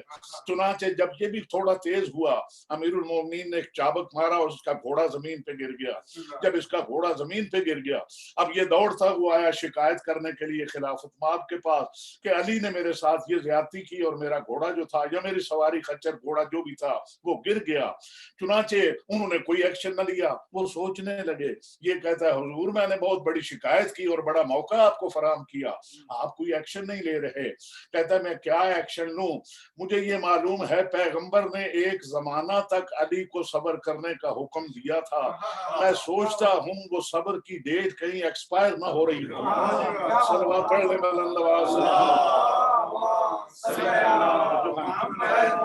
یعنی جب تک وہ ڈیٹ ہے باقی اس وقت تک مطمئن ہے जो भी करते रहें वो करें, वो उन्हें इस सिलसिले में बेफिक्र हैं, इसलिए कि पैगंबर सब्र का हुक्म दे के गए, अली मेरे बाद तेरे ऊपर मुसीबतें तेरे ऊपर टूटेंगी, मुसीबतें तेरे ऊपर पड़ेंगी, सब्र करना। और अजीजान ग्रामी, हम ये लफ्ज किस तरह पढ़ते और कैसे इसको फरामोश कर जाते। पैगंबर की इकलौती बेटी जो पैगंबर के चंद ही दिनों बाद दुनिया से उठ गई, वो भी कहती है सुब्बत अलैया मसाइबुन लौ अन्नहा, बाबा तेरे बाद वो मुसीबतें पड़ी, अगर दिनों पे पड़ती तो शहरातें हो जाते। इसका मतलब ये है कि पैगंबर के बाद मुसीबतों ने कोई देर नहीं की, उम्मत की तरफ से उम्मत की तरफ से मुसीबतें पड़ी। और अजीजान ग्रामी, मैं एक चीज अर्ज करूं, अगर कोई शख्स ये समझता है कि ये सारे वाक़यात ख्वाब बना दिए जाएं तो वो ख्वाब ना बन सकेंगे। अगर कोई शख्स ये समझता है कि एक उंगली लगा के डिलीट कर दिए जाएं तो डिलीट भी ना हो सकेंगे। पैगंबर का जनाजा अभी रखा है कि ये कौम दो हिस्सों में बट गई। और मैं इस मुल्क की जुबान में बहुत बेहतरीन कहा, जिसने भी कहा, हमारे यहाँ ये जो तकसीम हुई दो हिस्से बताए जाते थे, एक सकीफाइयों का टोला है और एक गदीरियों की जमात है, एक गदीरी हैं एक सकीफाई हैं। ये दोनों वाकयात पैगंबर की जिंदगी में हुए, बड़ी तवज्जो है आप हजरात की, मगर ना कोई सकीफे का मुनकर है ना कोई गदीर का मुनकर है। हाँ, फर्क थोड़ा सा है, गदीरी जब कहते हैं ना हम गदीरी हैं तो फख्र से कहते हैं हम गदीरी हैं। सकीफे वालों ने सब कुछ सकीफे में कर भी लिया, मगर सकीफाई कहलाते हुए शर्माते थे। सलवात पढ़ लें बुलंद आवाज से मेरे साथ।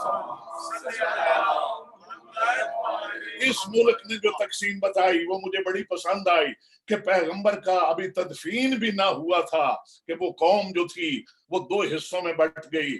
एक तो वो लोग थे जो पैगंबर की फैमिली से ताल्लुक रखते थे, एक वो थे जो पैगंबर के फ्रेंड से ताल्लुक रखते थे। एक फैमिली वो तो 12-14 आदमी पर मुश्तमिल थी, और एक जो थे वो फ्रेंड्स थे। फ्रेंड्स बहुत ज्यादा थे। बस अजीजान गिरामी, अब जब मामला ये हुआ, फ्रेंड्स ने और रास्ता इख्तियार कर लिया, और जब फ्रेंड्स वो रास्ता इख्तियार कर रहे थे जिसे पैगंबर ने मना किया था, जिससे पैगंबर ने रोका था, तो वो शख्स जो ईमान के 10वें दर्जे पे फायज है, वो पुकार के कहता था, नाम जिसका हजरत सलमान फारसी है, वो कहता है पैगंबर के उम्मतियों, ऐ पैगंबर के साथियों, ऐ मुहाजिरीन अंसार, तुम्हें क्या हो गया है? अभी पैगंबर दफन भी नहीं हुए, तुम पैगंबर का सुल्तान उसकी आल से मुंतकिल करके शिफ्ट करके दूसरे लोगों को देना चाहते हो। मुझे रब्बे काबा की कसम, अगर तुम लौट ना आए कयामत तक तुम इज्जत को ढूंढते रहोगे। तुम सलावत पढ़ लें बुलंद आवाज से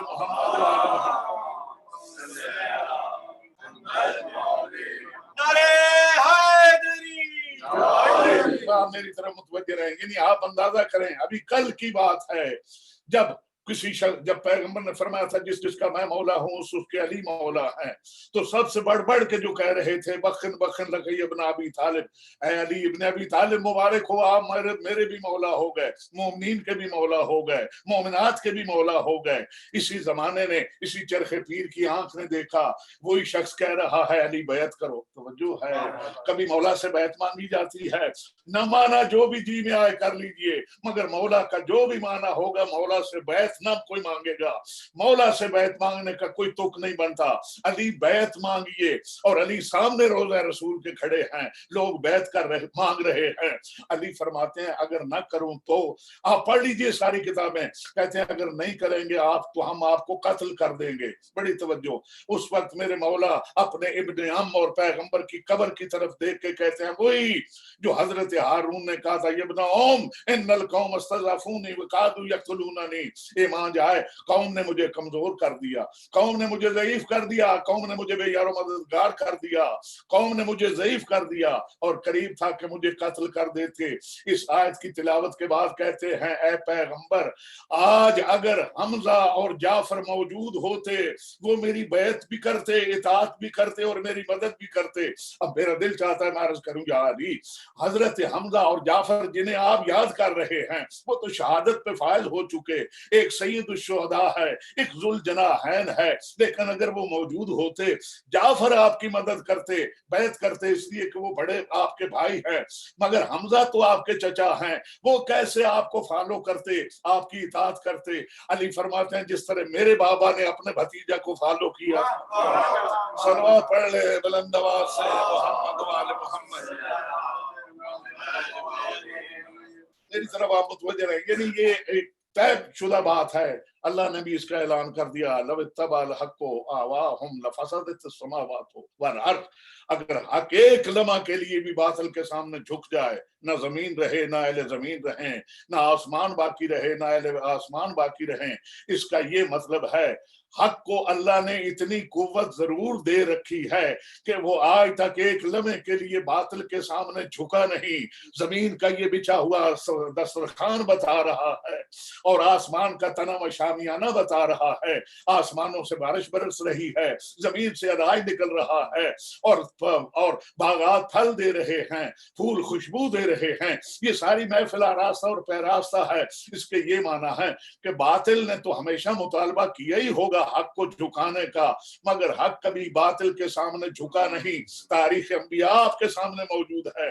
نمرود نے کہا اے ابراہیم ہمارے سامنے جھک جائیے, دیکھیے ہماری کتنی بڑی سلطنت ہے. اس کا مطلب یہ ہے حضرت ابراہیم نے انکار کیا.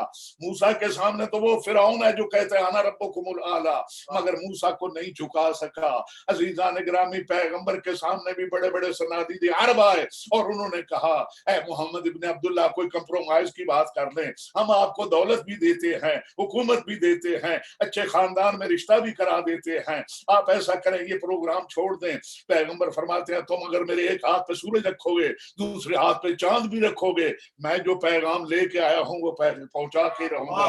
میں تمہارے سامنے جھکنے والا نہیں ہوں. بڑی بات کی میرے مولا نے, ایک ہاتھ پہ سورج دوسرے ہاتھ پہ چاند. حکم پروردگار ہوتا ہے حبیب تو نے ہمارے پیغام کے لیے اتنی بڑی بات کہی کہ تم ایک ہاتھ پہ سورج دوسرے پہ چاند رکھو. یہ لوگ تیرے ہاتھ پہ سورج اور چاند رکھیں گے جن کے پاس کھانے کی کوئی چیز نہیں ہے, یہ محتاج محض اور یہ مخلوق محض تیرے لیے سورج اور چاند کا انتظام کریں گے. یہ ہم بتائیں گے, تو ایک انگلی کا اشارہ کرے گا ڈوبا ہوا سورج واپس آئے گا, ایک انگلی کا اشارہ کرے گا چاند دو ٹکڑے ہو کے تیری گواہی دے گا. ایک صلوات پڑھ لیں بلند آواز سے, یہ ہم کریں گے. بڑی توجہ رہے آپ حضرات کی. اب آپ کو ساری دنیا میں دیکھ رہے ہیں, پوری دنیا میں دیکھ لیجئے, فرینڈز آج بھی کوشش کر رہے ہیں. کوئی کہتا ہے ماتم نہیں کرنا چاہیے, کوئی کہتا ہے وہ زندہ جاوید ہیں ان کو رونا نہیں چاہیے, کوئی کچھ کہتا ہے, کوئی کچھ کہتا ہے, کوئی اپنے انہیں کی طرف سے تعویلیں پیش کر رہا ہے, ان کے لیے دلائل. اور ہر سال محرم جب آتا ہے, یقین جانیے محرم سے 10-15 دن پہلے یزیدیت بھی نمودار ہونا شروع ہو جاتی ہے, اور محرم کے آتے آتے پوری کھل کے سامنے آ جاتی ہے. محرم کا یہ فائدہ تو آپ کو ماننا ہی پڑے گا. ہر سال یہ دونوں فرقوں کو الگ الگ کر کے بتاتا ہے حسینی کون ہے اور یزیدی کون ہے. صلوات پڑھ لیں بلند آواز سے محمد. میری طرف متوجہ رہیے, عاشور شب ہے, یہ رات مقدر اور قسمت سے ملتی ہے.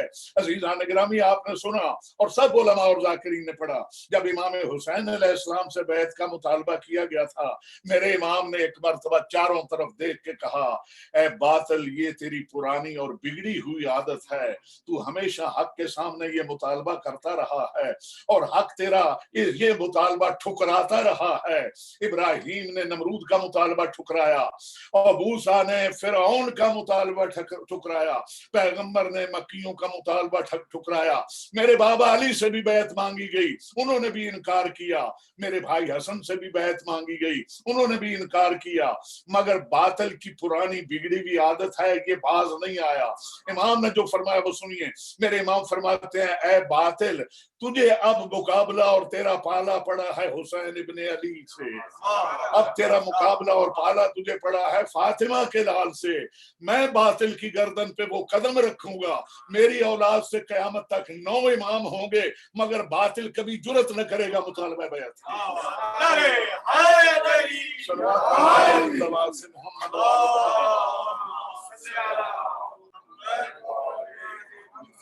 مثلی لا یبایع مثلہ. اچھا یزید نے یہ اتنا بڑا فیصلہ کیوں کیا؟ کہ اگر وہ بیعت نہیں کرے تو اس کو قتل کر دو. اس سے پہلے بھی بہت سارے لوگ گزرے, لوگوں نے بیعت کی, نہیں بھی بیعت کی.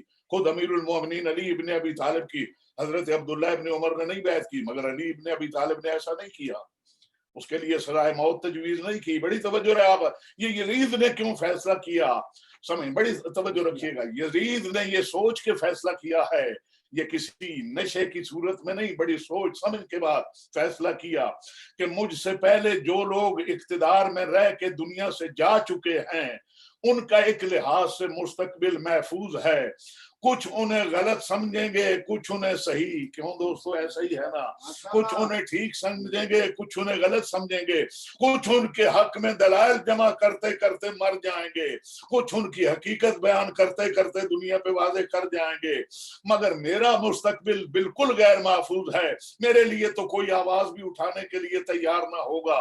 ہاں اگر ایک حسین ابن علی بیعت کر لیں, اس کے یہ معنی ہے کہ حسین اکیلے کا بیعت کرنا صرف حسین کا بیعت کرنا نہیں ہے, اس کے یہ معنی ہے کہ سلسلہ نبوت جتنا ہے وہ سب مجھے تسلیم کر گیا. اگر حسین نے بیعت کی اس کا مطلب یہ ہے آدم نے مجھے مان لیا, نوح نے مجھے مان لیا, ابراہیم نے میری خلافت مان لی, موسیٰ و عیسیٰ نے میری حکومت کو تسلیم کر لیا, پیغمبر اکرم نے میری نیابت اور اس کا جانشین ہونا تسلیم کر لیا.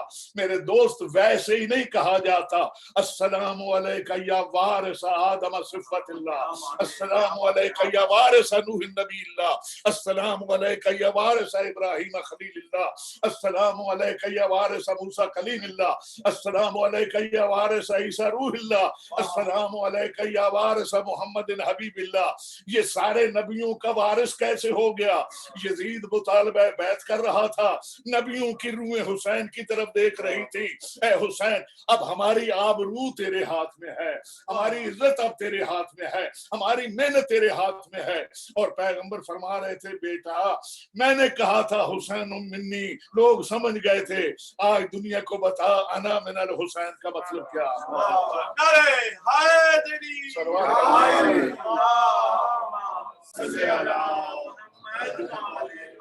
جو ہے نا افراد کی مثلی لا یبایع مثلہ, میرے ایسا اس جیسے کی کبھی بیعت نہیں کر سکتا. اور صرف اب کی بات نہیں کہی, نہ پہلے کسی نے کی ہے, نہ اب کوئی کرے گا, نہ آئندہ ہی ایسا ہے کہ کوئی میرے ایسا اس ایسے کی اس جیسے کی بیعت کرے. ایک ایسا اعلان کر دیا, بڑی توجہ رہے آپ حضرات کی. حسین نے مدینہ چھوڑ دیا, مدینہ چھوڑنا آسان بات نہیں. مجھے رب کعبہ کی قسم, اگر پرندے کا آشیانہ جل جائے نا, اس جلی ہوئی شاخ کے اوپر 3 دن آ کے بیٹھتا ہے, رو رو کے کہتا ہوگا کبھی میرا گھر یہاں آباد تھا. حسین نانے کا مدینہ چھوڑ رہے ہیں, جس کی گلیوں میں کھیلے ہیں, چلے ہیں, بڑے ہیں, پلے ہیں, جس کی گلیوں میں رسول کی کندھے پہ سوار ہو کے چلے ہیں, وہ مدینہ چھوڑ رہے ہیں.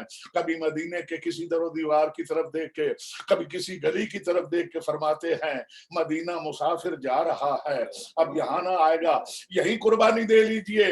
کہا نہیں نہیں یہاں قربانی نہیں دوں گا. اچھا مکے میں دے لیجئے. کہا نہ مکے میں دوں گا نہ مدینے میں. اگر مکے میں دوں تو مکہ بیت اللہ کی وجہ سے مکرمہ ہے, ہمیشہ مکرمہ رہے گا, اور اگر مدینے میں دوں, مدینے کا پرانا نام یثرب ہے, میرے نانا کے قدموں کی بدولت وہ مدینہ منورہ ہو گیا. اگر یہاں قربانی دوں یہ مدینہ منورہ ہی رہے گا. میرا دل چاہتا ہے, یعنی شہادت کے لیے تیار ہیں, قتل کے لیے تیار ہیں, مقتل کے لیے اختیار ہے, کہاں قربانی دو گے؟ یہ حسین کا فیصلہ ہے. ہم ایک ریگستان چنیں گے اور وہاں وہ بھی خرید کے اس کے اوپر جا کے قربانی دیں گے, اور پھر نتیجہ یہ ہوگا کہ مکہ مکرمہ رہے گا, مدینہ منورہ رہے گا, مگر جہاں ہم قربانی دیں گے یا اللہ کا عرش معلیٰ ہوگا یا اس مسافر کا کربلا معلیٰ ہوگا. امام اپنا چھوٹا سا قافلہ لے کے چلے ہیں, 28 رجب کو چلے, 4 شعبان کو مکے پہنچے, 8 ذوالحج کو مکہ بھی چھوڑ دیا, 2 محرم کو حسین کربلائی ہو گئے. عزیزو 3 محرم کو لشکروں پہ لشکر آنے شروع ہوئے, 7 محرم کو پانی بند ہو گیا, 8 محرم کو پانی بالکل ختم ہو گیا. پھر انہیں ایک حکم دیا گیا حسین خیمے دریا سے اٹھا لو. 7 کو خیمے جب دریا سے اٹھانے کے لیے لیے کہا گیا. امام فرماتے ہیں اگر ضد کریں گے تو یہ لڑائی تو صرف پانی کے لیے رہ جائے گی کہ خیموں کی بات تھی, انہوں نے کہا اٹھاؤ, انہوں نے نہیں اٹھائے, لڑائی ہو گئی. امام فرماتے ہیں عباس جاؤ جا کے خیمے اٹھا لاؤ. حضرت عباس خود نہیں پیغام بھیجتے ہیں, مولا مجھے حکم دیجئے اور میرے ساتھ جو میرے ساتھیوں نے اجازت دیجئے, ہم صبح ہونے سے پہلے کوفے کے لشکریوں کو کوفے پہنچا دیں گے, شام کے لشکریوں کو دمشق پہنچا دیں گے, ہم دریا سے خیمے کیوں اٹھائیں.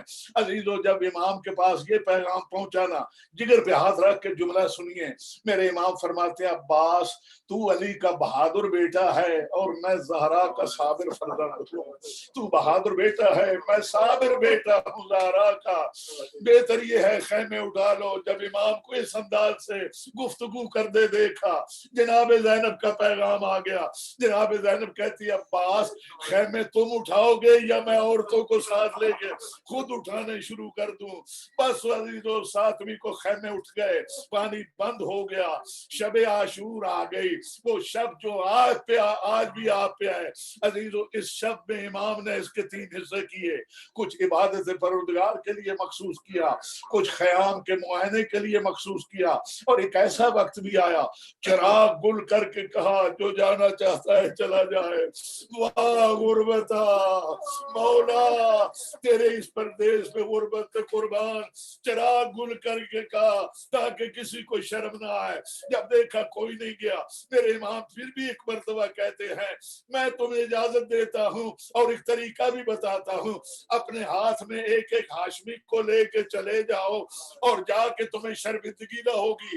لوگوں کو بتانا ہم آ گئے ہیں حسین کو چھوڑ کے, مگر علی اکبر کو لے بھی آئے ہیں اور محمد کو لے بھی آئے ہیں. عزیزو کوئی بھی نہیں اٹھا. سب سے پہلے حضرت عباس نے اٹھ کے کہا مولا یہ کس طرح ممکن ہے. جانثاروں میں بھی عزیر ابن کین نے کہا, باقی لوگوں نے کہا مولا اس طرح آپ کو جنگل میں چھوڑ کے چلے جائیں, کل پیغمبر کو کون سا منہ دکھائیں گے. عزیزو جگر تھام دیجئے, میں ایک چیز عرض کر کے آپ کی تکلیف تمام. صبح عاشور ہوئی, قربانیاں شروع ہوئی. سب سے پہلے اجازت میرے امام نے علی اکبر کو دی تھی, تقدم یا بنیا, بسم اللہ بیٹے بڑھو, تلوار لے کے لڑائی کرو, جہاد کرو, جاؤ میدان شجاعت میں جاؤ اور شہادت کو پیش کرو. عزیزو علی اکبر ابھی اٹھے ہی تھے, چاروں طرف سے جانثاروں کی آواز آئی مولا یہ نہیں ہو سکتا, شبیہ پیغمبر چلے جائیں لڑنے کے لیے اور ہم یہاں بیٹھے رہیں جب تک ہم میں سے ایک بھی موجود ہے. ہاشمیوں میں سے کوئی نہ جائے گا. میرے قبلہ یہی وجہ ہے, آپ گنج شہداء میں جب زیارت پڑھتے ہیں ایک لفظ پڑھتے ہیں بے ابی انتم و امی, بے ابی انتم و امی یا اولیاء اللہ, اے اللہ کے ولیو میرے ماں اور باپ تم پہ فدا ہو جائیں. اور ائمہ نے بھی جب زیارت پڑھی یہی کہا السلام علیکم, السلام علیکم یا اولیاء اللہ و اصفیاءہ, اے اللہ کے صاف صفی بندو اور اے اللہ کے ولیو میرا سلام ہو. میں نے اپنے ایک مرحوم استاد سے پوچھا جب ائمہ یہ زیارت پڑھتے تھے تو ان کا کیا مطلب تھا. وہ مولانا رو کے, علامہ نصیر حسین سرگودے والے, وہ رو کے کہتے ہیں شاہ جی جب تک یہ لوگ موجود رہے امام کے بدن کے اوپر مچھر کے کاٹے جتنا زخم نہیں نکلا اور اتنا خون نہیں امام کا نکلا. جب یہ نہیں رہے پھر یہ ہوا جس کے ہاتھ میں جو آ رہا اس نے امام کو زخم دیا, جس کے پاس تلوار تھی اس نے تلوار لگائی, جس کے پاس نیزہ تھا اس نے نیزہ مارا. جب تک یہ رہے امام کے بدن پہ زخم نہیں آیا, امام کے بدن پہ خراش نہیں آئی. جب یہ نہیں رہے تھے پھر زہرا کا لال ٹکڑے ٹکڑے ہو گیا. عزیزو دوپہر سے لے کے دوپہر تک امام اپنے جانثاروں کو بھیجتے رہے. آخر ایک وقت آیا امام کو پتہ چلا جانثار ختم ہو گئے ہیں.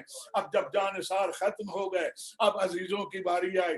یکے بعد دیگرے عزیز جاتے رہے, میں بھی سید کلیجہ پھٹتا ہے, ایک کے بعد ایک جاتا رہا اور وہ جتنے گئے ہیں ان میں ایک ایک یوسف ثانی بلکہ فخر یوسف تھا.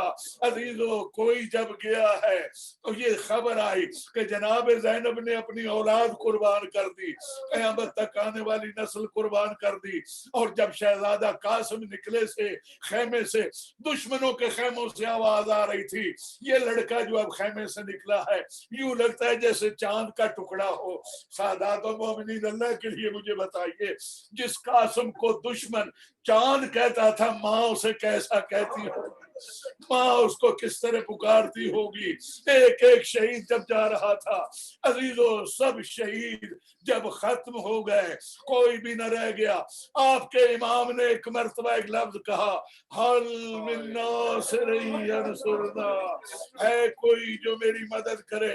امام نے دشمنوں کے خیام کی طرف دیکھا، کوئی آواز بلند نہ ہوئی، دوسری آواز بلند کی، حل من مغیث یغیثنا، ہے کوئی جو میری بات ہی سنے، کوئی بات سننے کے لیے بھی تیار نہ ہوا۔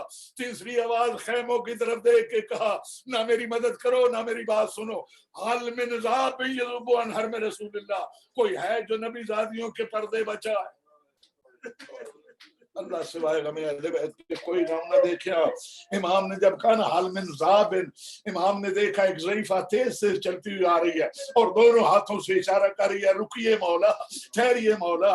امام نے جو دیکھا، مجھے رب کعبہ کی قسم، امام نے یہ نہیں کہا اے میری اماں کی کنیز، یہ نہیں کہا اے دائی فضا، امام آگے بڑھ کے کہتے ہیں اے اماں فضا، میرے جیتے جی خیمے سے نکل، میرے جیتے جی تو خیمے سے باہر نکل آئی۔ وہ ہاتھ بلند کر کہتی ہے مولا، خیمے میں مستورات نے آپ کو طلب کیا۔ امام گئے، جب ایک خیمے کے دروازے پہ پہنچے، آیت تطہیر کی تلاوت کی، اجازت لے کے خیمے میں داخل ہوئے، جو آواز سنی کلیجہ پھٹتا ہے، جگر منہ کو آتا ہے۔ ایک ماں کہہ رہی تھی اے مولا، جب آپ نے کہا نا حل من ناصر، 6 مہینے کے مجاہد نے خود کو پنگوڑے میں اٹھا لیا، اور جب آپ نے کہا حل من مغیث یغیثنا، انہوں نے پنگوڑے میں چلنا شروع کیا۔ جب کہا حل من ذاب یذب عن حرم رسول اللہ، خود کو پنگوڑے سے گرا لیا۔ میں سمجھ گئی یہ آپ کی آواز پہ لبیک کہہ رہا ہے اور 3 دن کا پیاسا ہے۔ عزیزو، میرے امام فرماتے ہیں اے رباب، میں کوشش کرتا ہوں، میں لے کے جاتا ہوں، شاید قوم نابکار کو بات سمجھ آئے، ورنہ حجت تو تمام ہو ہی جائے گی۔ امام گئے اور اس قوم کی طرح مخاطبوں کا، اے قوم، اگر تمہاری نظروں میں کوئی لڑائی کے قابل ہے تو وہ میں حسین ہوں، مجھ سے لڑیے، مجھے قتل کیجئے جو بھی، مگر یہ تو 6 مہینے کا معصوم بچہ ہے اور چند لمحوں کا مہمان ہے، 3 دنوں کا بھوکا پیاسا ہے، اس کے منہ میں چند قطرے پانی کے ٹپکا دیجئے۔ عزیزو، جب کہا اس کے منہ میں چند قطرے پانی کے ٹپکا دیجئے، اب اہل دل سوچئے دشمنوں نے کیا سوچا ہوگا۔ امام کا یہ منظر دیکھ کے راوی کہتا ہے لا عدو ولا رفیق، کچھ لوگ ایسے بھی تھے جو منہ موڑ موڑ کے رو رہے تھے، ہائے اس بچے کو تو پانی پلا دینا چاہیے، مگر امام کی یہ تقریر پر تاثیر سن کے شمر نے کہا، عمر ابن سعد نے کہا اے حرملہ اقطع کلام الحسین، حسین کی کلام کو ختم کر دے ورنہ فوج باغی ہو جائے گی۔ اس ظالم نے سے شعبہ تیر کمان میں رکھا۔ اللہ کے لیے جو دو ایک احباب بیٹھے ہو، یہ آنکھوں سے جملہ سننا، اس ظالم نے تیر کمان میں رکھا، تیر چلانا چاہا، تیر گر گیا، دوبارہ چلانا چاہا، دوبارہ گر گیا، جب تیسری مرتبہ تیر اس کے ہاتھ سے گرا ہے، عمر ابن سعد آیا، اسے پیر کی ٹھوکر مار کہتا ہے حرملہ، عرب کا مشہور تیر انداز ہے، کس بہادر کا مقابلہ ہے، تیرا تیر کیوں گر جاتا ہے؟ کہتا ہے ظالم مجبور نہ کر، جب تیر چلانے کا ارادہ کرتا ہوں سامنے والے خیمے کا پردہ ہل جاتا ہے، ایک بی بی جو سیاہ لباس میں ملبوس ہے آواز دے کہتی ہو ظالم میری جھولی نہ برباد کر، او ظالم اپنا تیر دیکھ، میرا صغیر دیکھ، او ظالم میرا 3 دن کا بھوکا اور پیاسا ہے، اب جگر تھام لیجئے۔ ظالم نے سے شعبہ تیر کمان میں رکھا، تیر کمان سے نکلا، کمان سے نکل کے امام تک پہنچا، امام کی کلائی سے ہوتا ہوا علی اصغر کے حلقوم تک پہنچا، علی اصغر کے حلق تک پہنچا. بڑی توجہ ہے آپ حضرات کی. علی اصغر کے حلق تک پہنچا. اور تیر کا کام کیا ہے؟ شگاف کرنا. تیر جہاں لگے شگاف کیا. مگر مجھے رب کعبہ کی قسم، صاحب کبریت عمر نے لکھا اس تیر نے شگاف نہیں کیا، بلکہ کیا کیا؟ ذبحہ من الاذن الی الاذن. ظالم کے تیر نے بچے کو ایک کان سے دوسرے کان تک ذبح کر دیا تھا. عزیزو بھائی ایک منظر. اور اس کے بعد آپ کی تکلیف تمام. جب علی اکبر دم توڑ رہے تھے نا، امام دوسرے خیمے میں چلے گئے. جب عباس کی آخری سانسیں تھی، امام نے بھی اپنی آنکھوں کو بند کر لیا تھا اور رخ دوسری طرف کر لیا تھا. اب مجبوری یہ ہے، تیر ایک ہی ہے. صاحب میں پڑھ گیا، تیر ایک ہے، اسی میں بابا کی کلائی ہے اور اسی میں بیٹے کی گردن ہے. نہ لاشا رکھ سکتے ہیں، نہ دوسری طرف منہ کر سکتے ہیں. امام کا ایک حسرت بھرا جملہ وہ عرض کرتا ہوں، اور وہ یہ ہے، امام بچے کو الگ تو کر نہیں پائے.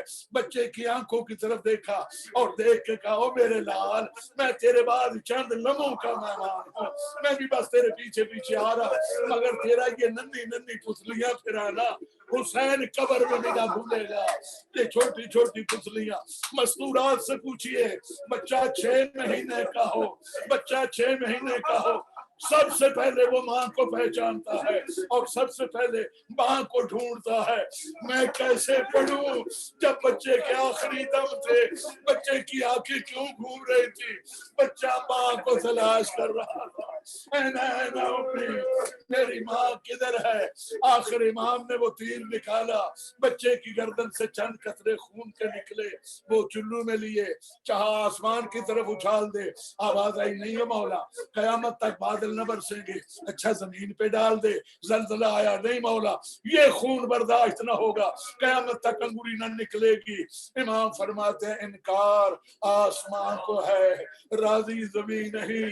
اصغر تمہارے خون کا ٹھکانہ کہیں نہیں. اس خون کو اپنے ریش اقدس سے ملا اور چلے خیمے کی طرف. مجھے ایک منظر اور پیش کرنا ہے اور آپ کی آواز کو کربلا تک پہنچانا ہے. عزیز و امام جب خیمے کے دروازے پہ پہنچے، دل میں خیال آیا، سکینہ پوچھے گی پانی پی لیا میرے بھائی نے، ماں پوچھے گی میرے لال نے پانی پی لیا. امام آگے بڑھے، پھر واپس آ گئے. اب کیا کیسے بتاؤں ام رباب کو کہ تیرے بچے نے تیر سے پانی پیا، تیرے بچے کو پانی کسی نے نہیں دیا. پھر واپس آئے، پھر آگے بڑھے. یہ 7 مرتبہ ہوا. آگے بڑھتے تھے تو کہتے تھے رضن بقضائہ و تسلیما لامرہ، پیچھے ہٹتے تھے کہتے تھے انا للہ و انا الیہ راجعون. آخر ماں نے خیمے کی اور سے دیکھ لیا، اے فرزند رسول میں دیکھ رہی ہوں، آ جائیے.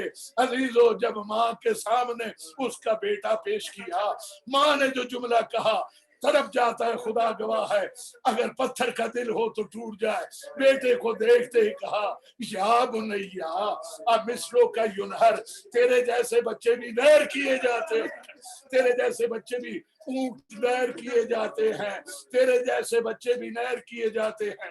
امام کہتے ہیں رباب میرے پاس وقت نہیں، تھوڑی میری مدد کر. اور خیمے کے بازو میں آخری جملہ اور اس کے بعد آپ کی تکلیف تمام. رباب اپنے بچے کو گود میں لے کے بیٹھی ہے، امام قبر کھود رہے. نہیں شرما کے نہیں رونا، آواز پہنچانی ہے کربلا میں. امام قبر بنا رہے ہیں، امام قبر بنا رہے ہیں. ابھی آپ نے کبھی زندگی میں دیکھا ماں بچے کا جنازہ لیے بیٹھی ہو، باپ قبر بنا رہا ہو؟ ننھی سی قبر کھود کے اصغر کو گاڑ کے شبیر اٹھ کھڑے ہوئے، دامن کو جھاڑ کے، اے معبود میری فوج مختصر کا تھا یہ آخری سپاہی، 1 منٹ اللہ کے لیے مجھے دے دیجئے. اور توجہ پوری رکھیے، پیغمبر اکرم کا ایک بیٹا جو بہت آخر عمر میں پیغمبر کو عطا ہوا، حضرت ماریہ قبطیہ کے ہاں سے، اس کا نام پیغمبر نے ابراہیم رکھا. جب وہ 18 مہینے کا ہو گیا وہ فوت ہو گیا. اب جب فوت ہوا پیغمبر نے غسل کا انتظام کیا. جب اسے کفن دیا جا رہا تھا، اللہ کے لیے آنکھوں سے دیکھیے گا، جب اسے کفن دیا جا رہا تھا پیغمبر نے کفن اس کے پیروں پہ کیا، اس کی ٹانگوں پہ کیا، اس کے سینے پہ کیا. جب کفن کا کپڑا ابراہیم کے منہ پہ ڈالنے لگے.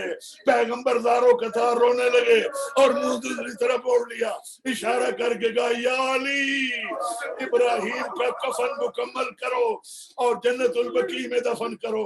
عزیزو دل چاہتا ہے اپنی اور آپ کی طرف سے کہوں فریاد یا رسول اللہ, فریاد یا رسول اللہ. آپ اپنے بیٹے کے منہ پہ پردے کا کپڑا برداشت نہیں کر سکے. حسین نے گرم ریت میں, کربلا کی گرم ریت میں, کربلا کی گرم ریت میں.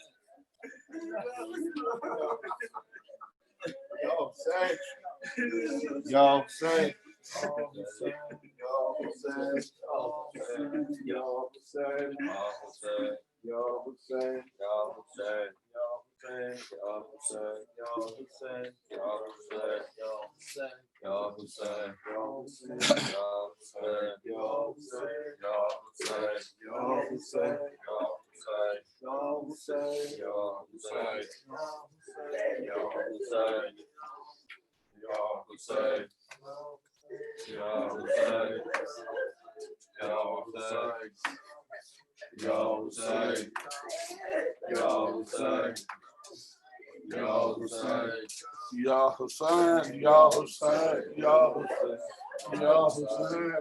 حسین یا ابن رسول اللہ یا ابن امیر المومنین یا ابن فاطمہ الزہرا یا حسین یا حسین یا حسین یا حسین یا حسین یا حسین یا حسین یا حسین یا حسین یا حسین یا حسین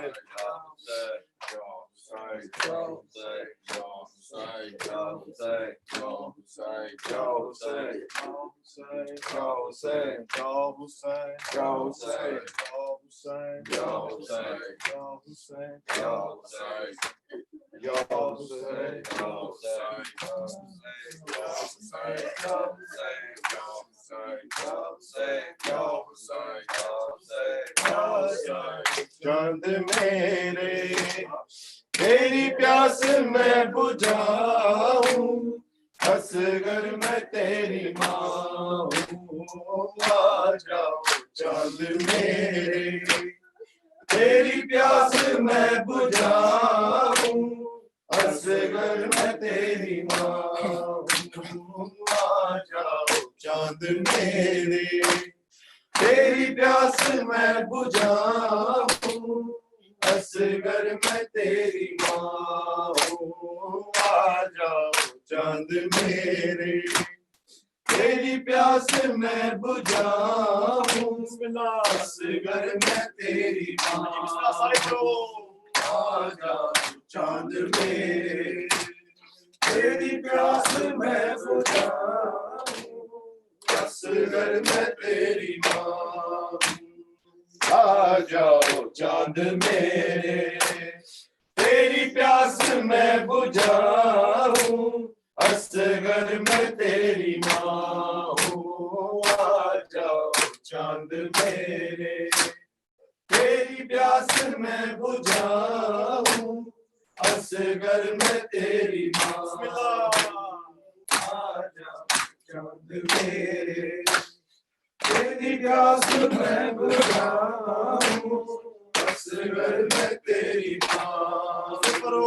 آ جاؤ چاند میرے تیری پیاس میں بجھاؤں, اصغر میں تیری ماں. میرے لاڈلے کہاں ہو, میرے لاڈلے کہاں ہو, سینے تمہیں لگاؤں, اصغر میں تیری ماں ہوں. آ جاؤ چاند میرے تیری پیاس میں بجھاؤں, اصغر میں تیری ماں ہوں. آ جاؤ چاند میرے تیری پیاس میں بجھاؤں, اصغر میں تیری ماں ہوں. آ جاؤ چاند میرے تیری پیاس میں بجھاؤں. میں تیری ماں میرے لاڈلے کہاں ہو میرے لاڈلے کہاں ہو سینے تمہیں لگاؤں اصغر میں تیری ماں ہوں آ جاؤ چاند میرے تیری پیاس میں بجھاؤں اصغر میں تیری ماں آ جاؤ چاند میرے تیری پیاس میں بجھاؤں اصغر میں تیری ماں آ جاؤ چاند میرے تیری پیاس میں بجھاؤں اصغر میں تیری ماں تیرے جھولے کو سکینہ رو رو کے چومتی ہے تجھے میں ڈھونڈتی ہے تیری موت کی خبر میں کیسے اسے سناؤں اصغر میں تیری ماں ہوں آ جاؤ چاند میرے تیری پیاس میں بجھاؤں اصغر میں تیری ماں آ جاؤ چاند میرے تیری پیاس میں بجھاؤں اصغر میں تیری ماں آ جاؤ چاند میرے تیری پیاس میں بجھاؤں اصغر میں تیری ماں بیٹا تمہارا قاتل میرے سامنے کھڑا ہے جانے کیوں ہنس رہا ہے چادر بھی لٹ گئی ہے منہ کس طرح چھپاؤں اصغر میں تیری ماں ہوں آ جاؤ چاند میرے تیری پیاس میں بجھاؤں اصغر میں تیری ماں آ جاؤ چاند میرے تیری پیاس میں بجھاؤں اصغر میں تیری ماں آ جاؤ چاند میرے تیری پیاس میں بجھاؤں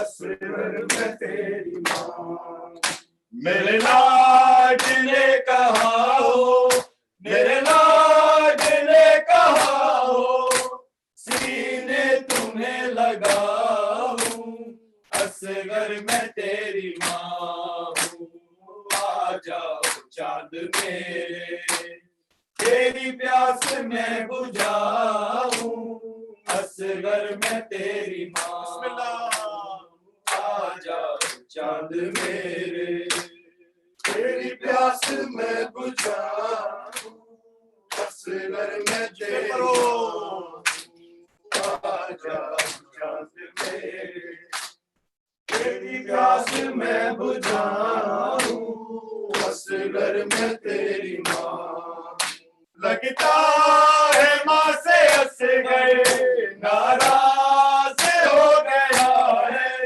مقتل میں سو گیا ہے ڈھونڈوں کہاں میں اس کو اور کس طرح جگاؤں اصغر میں تیری ماں ہوں آ جاؤ چاند میرے تیری پیاس میں بجھاؤں اصغر میں تیری ماں آ جاؤ چاند میرے تیری پیاس میں بجھاؤں اصغر میں تیری ماں آ جاؤ چاند میرے تیری پیاس میں بجھاؤں اصغر میں تیری ماں میدان میں جا کے جرت بھی ایسی تم دکھانا غازی نظر